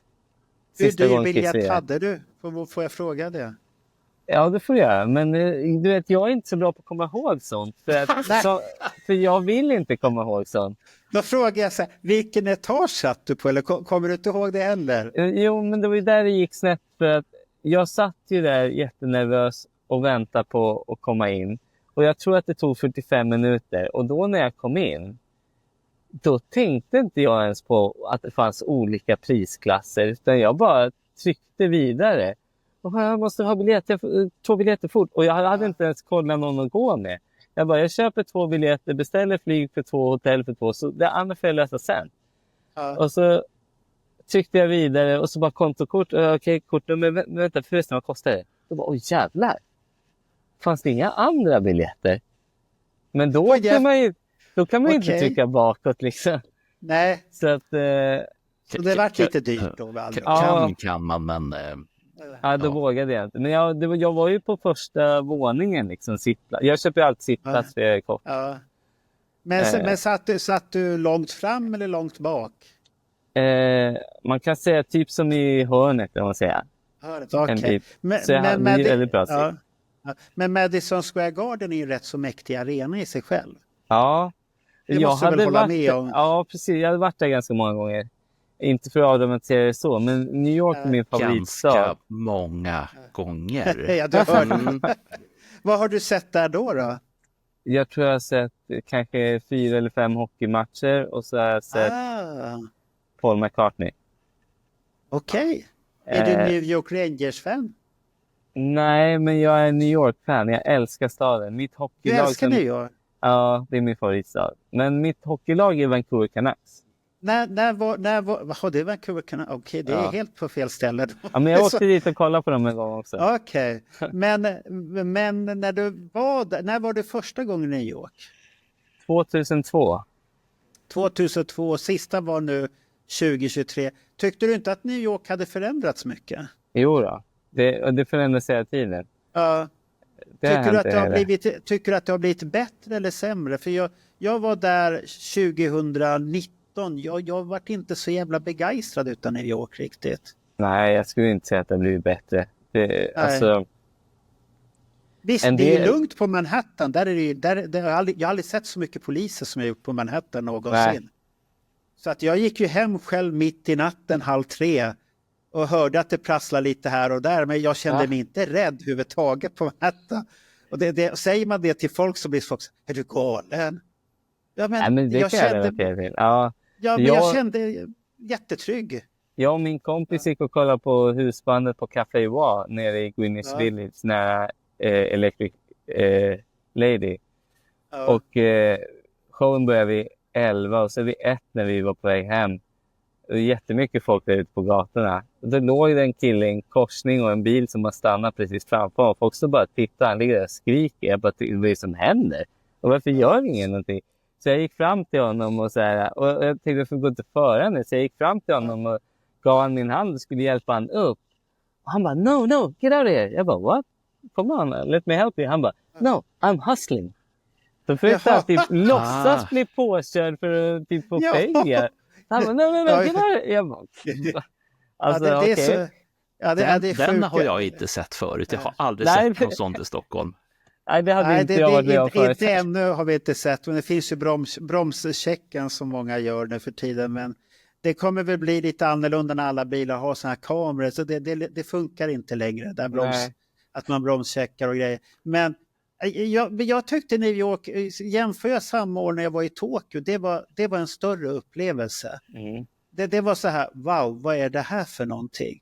Visst, då var jag ju där med Morgan, Clifford och Kattis, och så var det mina 2 söner. Och jag umgicks ju med sönerna och gjorde deras resa och åkte till kökslandet, eller köksdelen utav stan, där de har redan bestick på perrongen för att visa att nu är du i Kitchen Town. Okej, för att han är ju kock och skulle köpa knivar, och sen åker man till manga-delen och allt det här, tv-spelsdelen. Så att jag fick ju uppleva mycket av den biten, medan de andra bara var kiss. Och sen är det ju sån tur också att Andreas, han hade ju redan då kollat upp var vi ska äta. Så han hade ju en lista, nu är vi nära den ska vi bocka av, och det var ju jätteprisvärda restauranger och så jävla god mat. Och så kom Cliff, vad fan åt ni nu någonstans? Ja, vi åt inte på McDonalds i alla fall. Nej. Så att det var mycket rolig resa tycker jag, så det var stor skillnad. Men om man säger USA, då tyckte jag Indianapolis var lite häftigt när man var på det här konventet där. För det var också så här, Indianapolis, det är ju en rätt så stor stad, men den kändes inte stor. Och det enda jag kom fram till, är man ute på landet i USA, då måste du ha bil. Du kommer ingenstans utan bil alltså. Glöm bort det här lokaltrafik. Frågar man någonting, nej, ring a cab. Aha, okej. Så att, och där hade vi ju tur att Johan Flygare hade hyrt bil. Så vi åkte ju med honom och gjorde de här, köpte, och där hade bubbelplastskola med Johan Kalén. hur man fraktar med sig dricka hem till Sverige. Så att det var riktigt häftigt. Men när du har varit på så här resor och det där och gjort, det är ingenting som annars som är passionerat, så att det är någonting du har hemma med Kiss. Lite så här ögongodis eller någon period som du tycker är viktig. Jo, men jag har ju lite inramade affischer och Japp.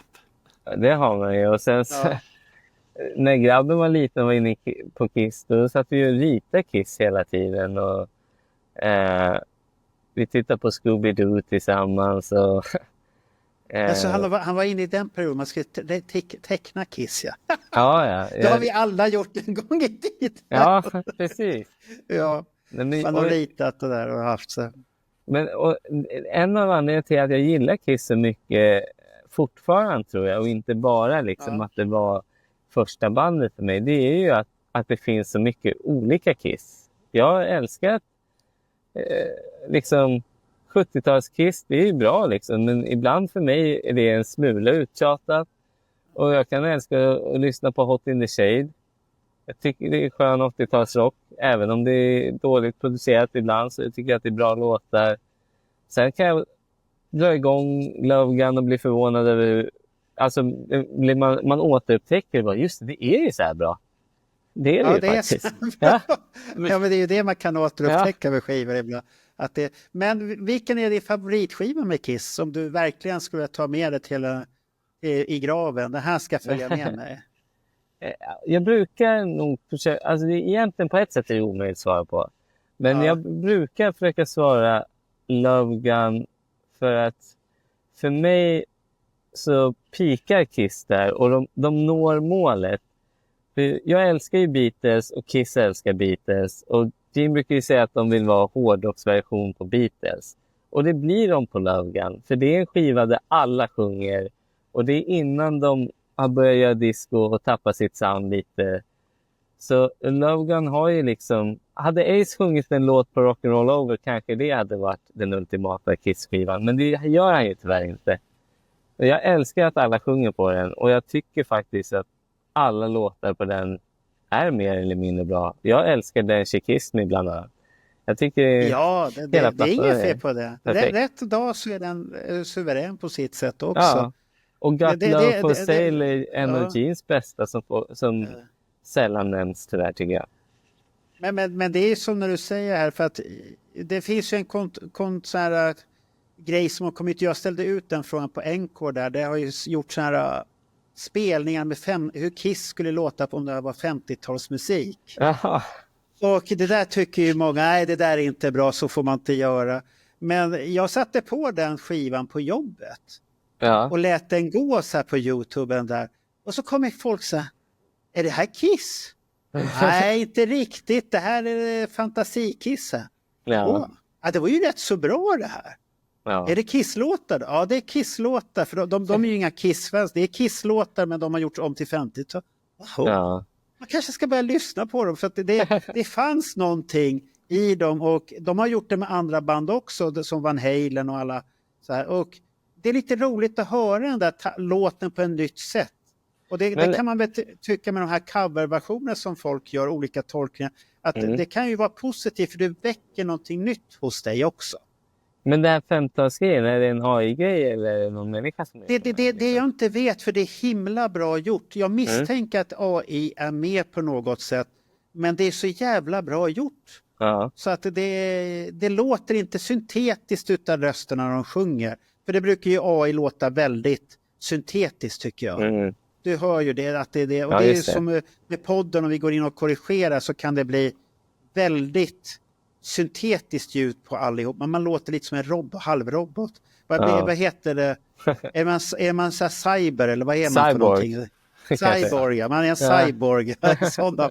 Vi kan ju gå tillbaka lite grann i tiden. Det finns ju ett band som, jag tror de heter Classic 78. Ja, just det känner jag. Kiss tog ju, de tog ju så spännande pauser där 77 och 78. Och det här bandet, deras tanke och deras resonemang var att hur hade Kiss låtit om de gjorde skivor 78?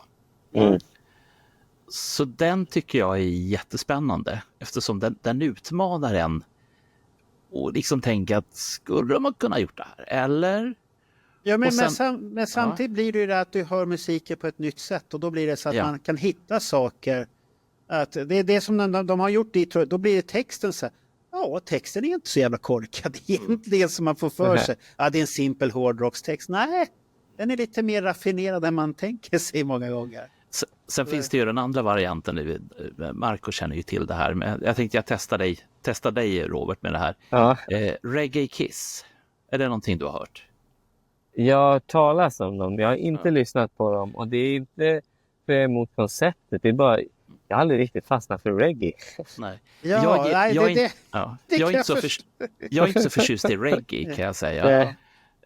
Trots att det råkar ha en Marley-box med alla hans plattor. Det trodde obligatoriskt. Ja, det måste man ha. Nej, men det som jag tycker om med Reggae Kiss är liksom att konceptet handlar om vad hade hänt ifall de kom från Jamaica istället för New York? Ja. Men samtidigt har du ju mycket att det är ju mycket ska inblandat i det hela. Men där har du ju också många som tycker att de har jättesvårt för det. Och det förstår inte jag, för att tar man Kiss för seriöst då eller inte? För att man måste väl kunna slappna av och kunna lyssna, och det är så jävla farligt är det inte, tycker jag. För sen om du tittar på deras omslag så är de ju influerade av de här kända Kiss-plattorna. Och det tycker jag tycker det är coolt när man kan bli inspirerad på ett snyggt sätt som de. Men det är jag. Jag tycker inte det är något fel med det. Men nu har vi ju träffat Robert här. Är det någonting mer du vill berätta, eller ska vi bestänga boxen här nu och säga att det kommer lite roliga demos här som du ska göra, eller? Om jag kan göra lite mer skamlös marknadsföring i sann Gene Simmons-anda. Självklart. En sån här, Gör det. Vi kör så här, speaking of potato chips. 4 april släpper Captain Blackbeard sin nya skiva. Okej. Chasing Danger, våran 7:e skiva. Så jag har faktiskt gjort en podd här tidigare idag som jag var gäst på, där vi pratade om den, jag och sångaren.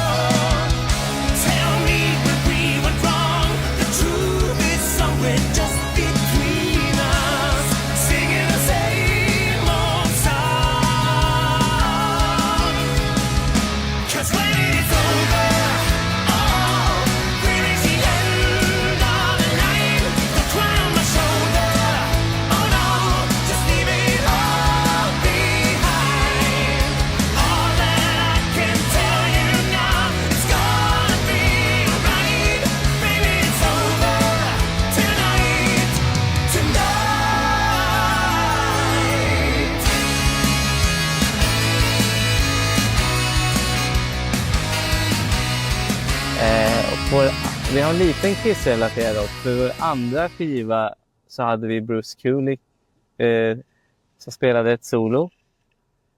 Och sen var vi ruggigt nära på att vinna en tävling och få lira på Kiss Cruise, men det gjorde vi tyvärr inte. Så det är inte... Ja, just det. Kommer jag ihåg att ni sökte till. Ja. Det kommer jag ihåg. Ni gjorde annons på Facebook. Rösta på oss, rösta på... Ja, det kommer jag ihåg. Vi kom förvånansvärt långt. Vi gick till semifinal och sen så...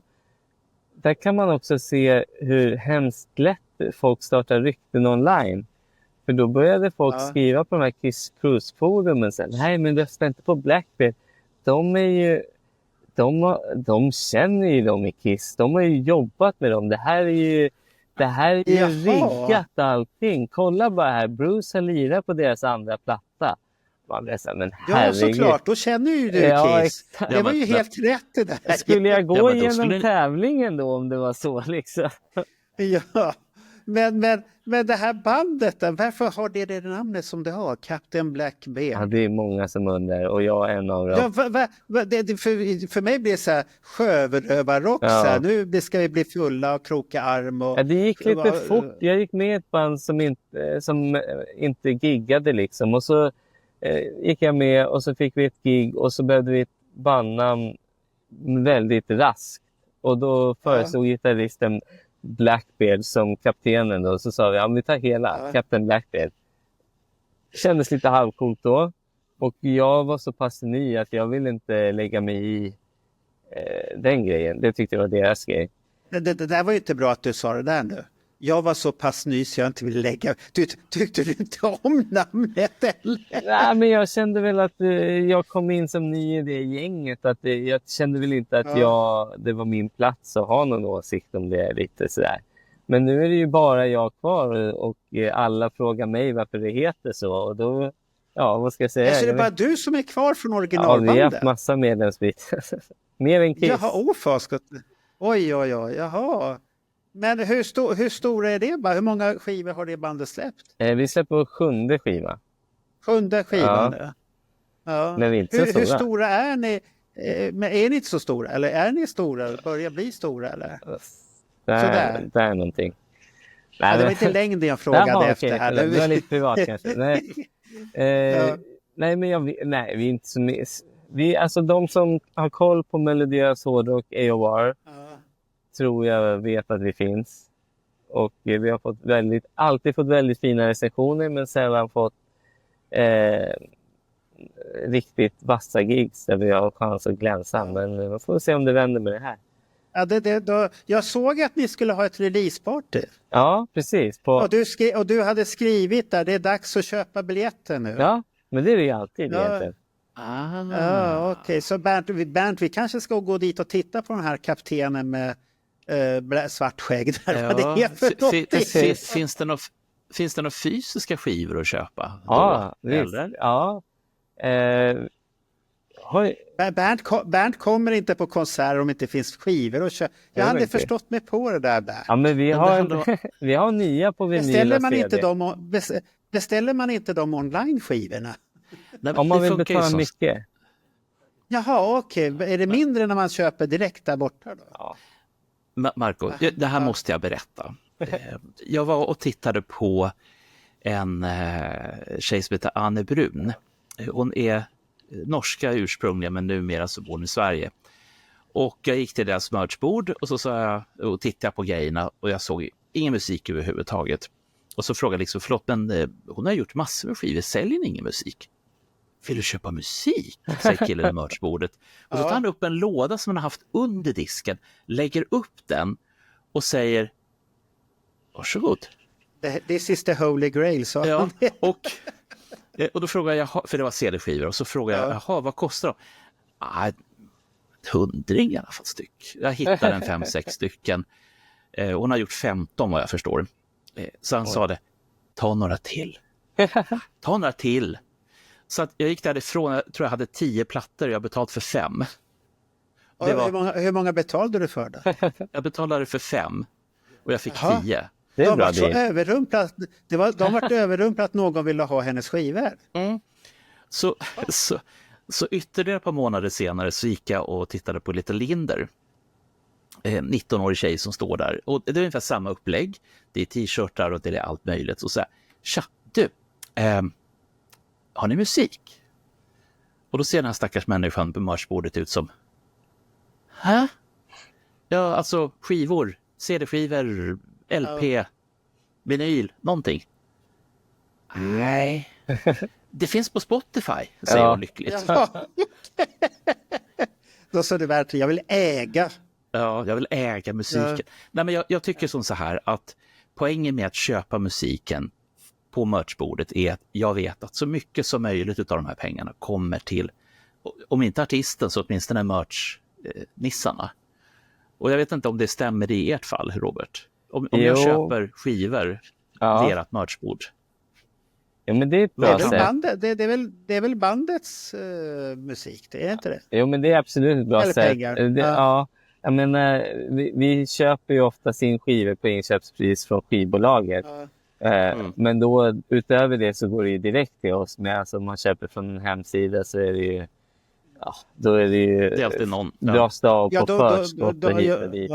Och då minskar ju vinstandelen för er också, kan jag tänka mig. Men sen har jag också sett vad skivorna säljs för nu för tiden. Då, jag tror vår nya vinyl kostar en bra bit över 300, kanske nästan 400. Och det gör med Metalite också. Alla band tar sådana priser nu för tiden.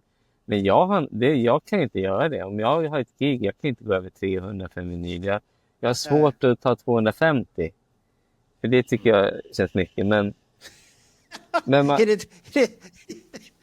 men om de vill betala mycket, du ser i alla fall nej. Ja, men exakt. Då får jag göra som det Bernt där. Jag tar några till. Ja, tar några. Ja. Men när ni ska ha den här, vad kommer hända på den där releasepartyt då? Det var i Sundbyberg, såg jag. Ja, på Encore. Nej, Encore, inte Anchor. Jo, så blir det. Är det den där som är i garaget där, omgjorda garaget? Ja, eller vad under det är Bishop Arms, ja. Ja, okej. Men vi kommer lira väldigt mycket nytt. Och så kommer vi ha med oss Donna Kanon. Med ett bra band som inte har lirat live på länge. Med medlemmar från Thunder Mother och Night Flight och sådär. Jaha. Oj. Så det blir fest. Nuvarande medlemmar i Thunder Mother? Eller nej, gitarristen där, Georgia, var väl med i förra upplagan. Ja, det är den här första, de som fick första kicken. Ja. Och sen kom andra kicken och nu är det en tredje. Det är så många versioner. Ja, de har gjort en ny bra skiva, Thunder Mother faktiskt. Det går inte att ta ifrån det. Det låter väldigt bra och de verkar ha förnyat sig lite så att hon har lärt sig lite någonting från föregående, att det är inte det här Airborne-rocken som jag tycker är så tråkig. AC/DC-kopia och sen kopia på det så blir det AC/DC, tredjepartens AC/DC-kopia. Det blir tråkigt tycker jag. Gör någonting eget istället, det tycker jag är bättre. Ja, men det är bra att försöka utvecklas. Ja. Det är svårt. Men vilket datum var releasepartyt då? Det är den 26 april. Och vi kör dagen innan i Motala. Och Ja. sen får vi se, det kanske blir lite mer. Och vi kommer ha senaste 2 skivorna har vi på vinyl och CD med oss i alla fall. Bra. Ja, men då får väl Bernt och jag se till att komma dit och titta och analysera vad är det här för Ja, det vore någonting. trevligt. Ja, så det ska vi kunna Ja, göra. och sen så kommer vi troligtvis släppa en öl som kommer finnas på... Jaha, får jag bara spelstället då. fråga, är du inblandad med Jesper någonting här nu? Eller? Nej, jag var faktiskt lite före honom. Men han var lite bättre än mig. Jaha, okej. Ja, jag började med det där lite innan, men han är otroligt duktig. Han är jätteduktig. Men Jag trodde han var inblandad i alla hårdrocksöl och alla raggaröl som kommer och sånt där. eller jag vet Så- inte om jag var före. Men vi gjorde en Blackbird som fanns på systemet Ja, för några år sedan. Liksom. Men jag vet att han gjorde med 220 volt och Ronny och Ragge och Dregen och sådana grejer. ja, Dregen och sen, vad hette han, Accept-gitarrist? Schaus. Philip Schaus. Ja, Philip Schaus. Ja. Han hade ju en alkoholfria. Det tyckte jag var lite precis. häftigt. Att det var någonting helt annat och han promotade den på ett bra sätt att öl smakar gott och det ska finnas god alkoholfri öl och det håller jag med honom. Ja. För Heineken alkoholfri, fy fan, den kan man lämna någon annanstans och då finns det det är bra att det finns ett gott alternativ tycker jag. Ja, jag pratade Nej, men med han- honom, det är både han och jag gillar Guinness. Och Guinness alkoholfria smakar faktiskt nästan som en vanlig Guinness. Så att den är faktiskt bra också för att vara alkoholfri. Men det här andra bandet då, Metalite där då? Ja, Vad spelar du bas i båda banden? ja, de får spela bas. Och när jag spelar med Weapon och Nighthawk startar jag för att få spela gitarr och sådär. Ja. Så ja, det var det Blackbeard då. Och Metalite har precis kommit hem från en 2 veckors turné med Night Flight. Och nu gasar vi på med nya skivan som jag tror kommer släppas innan året är slut. Men den är inte inspelad ännu. Nej. Och vi har en 6-7 festivaler här i sommar, lite här och var.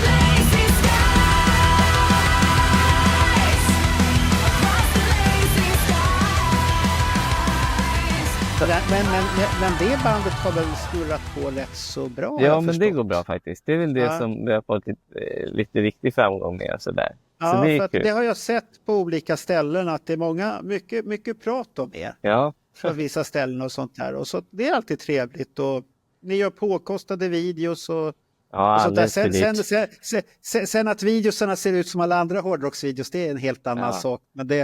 Men det är väl så det ska se ut i sådana fall. Det är säkert. Marco, du så brukar tycka att jag blir så här konstig när vi har med kända Ja. personer i poddar och sånt där. Om vi går tillbaks till Metalite-trummisen, Ja. den som ni hade från början. Och då vet jag att jag frågade min kamrat och sa, men pratar ni ingenting om bandet? Hur det var att vara trummis? Pratar ni inte om någon? Nej, varför då? det var inte ämnet. Men vad fan, här har du en nej. Nej, då vart du besviken. Men å andra sidan så vart min kamrat besviken på mig för att jag la mig i deras produktion utav när man gör en podd. Och så har man då en podd om ett helt annat ämne. Men ja. Men de andra 2 banden där är det också lite saker på G då? Ja, det var ju demosarna som ska komma ut. Ja, precis. Och det är mest för jag är rastlös. För jag har gjort en skiva med Nighthawk med Björn, John och Rasmus från Nightflight är med mig och Mange från Black Paisley. Och vi spelade in en skiva i Wakefield, i Rockfield i Wales. Oktober 23. Och den kommer släppas i september.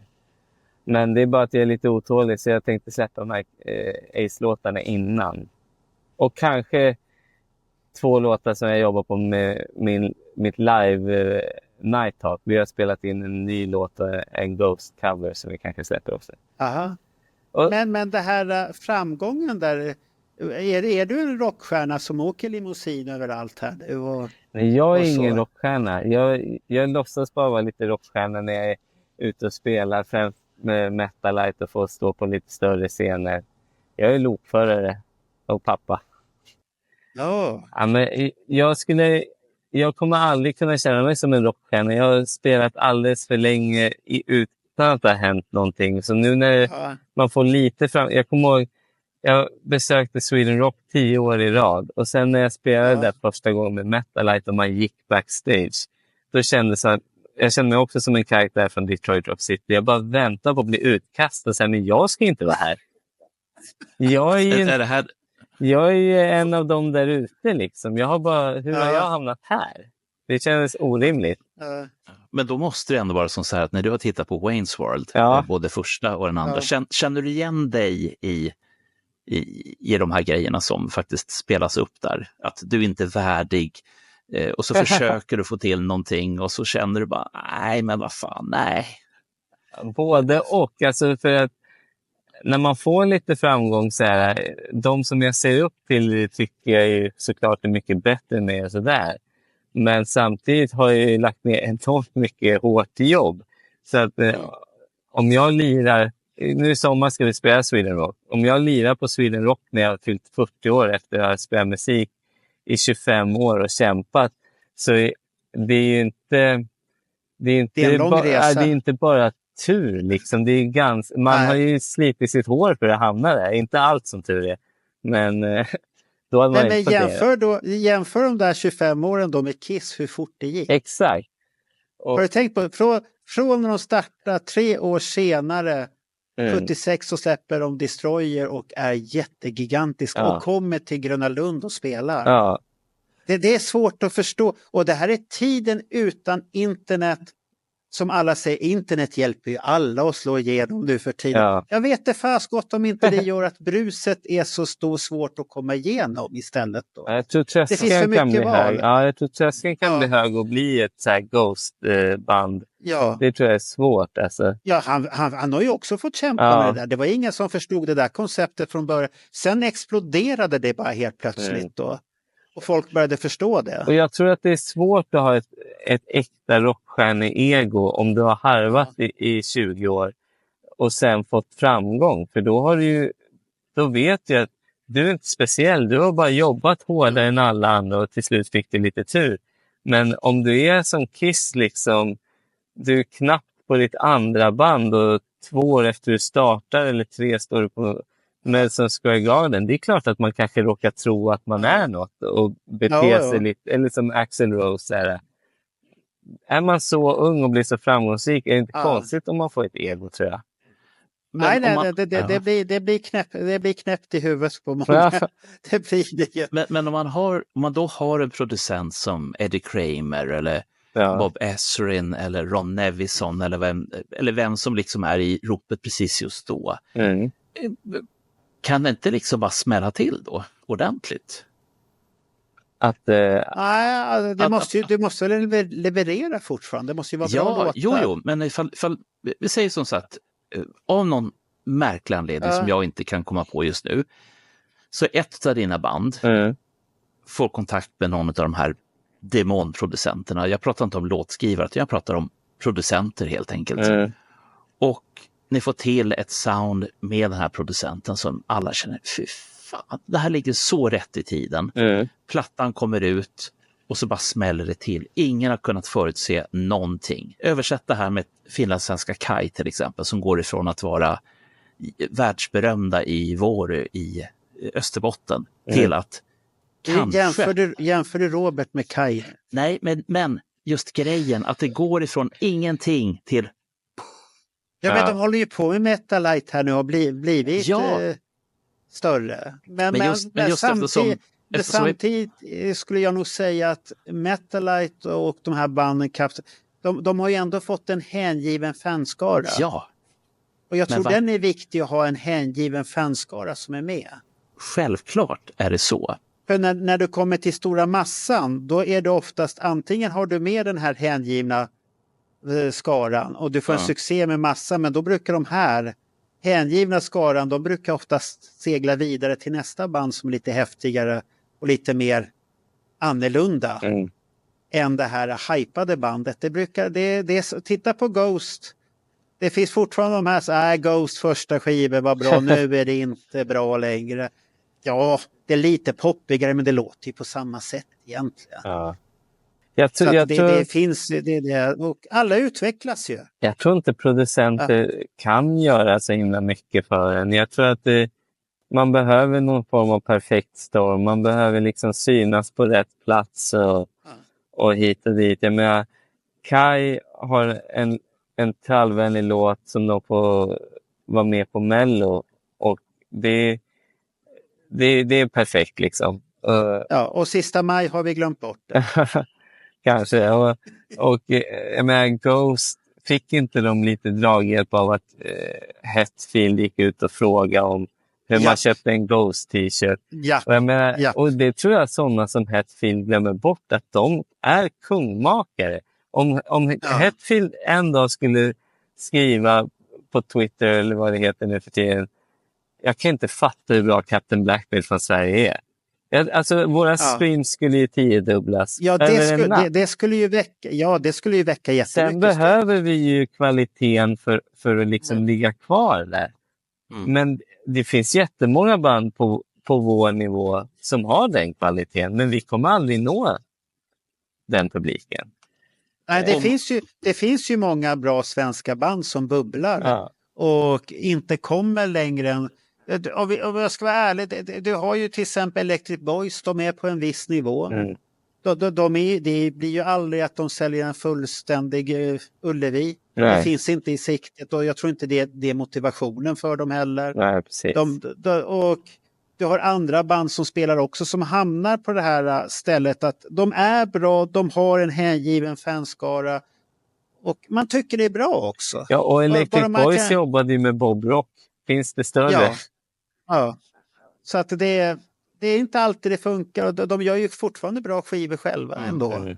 Som jag tycker, och så att man ska ta med sig. Men ska vi stänga här nu så att du får gå och producera demos, Robert, precis. Och så har vi fått en liten inblick i ditt liv, och så hoppas vi att vi ses och att vi står framför scen och tittar på vad det här är för någonting, det här kaptenen.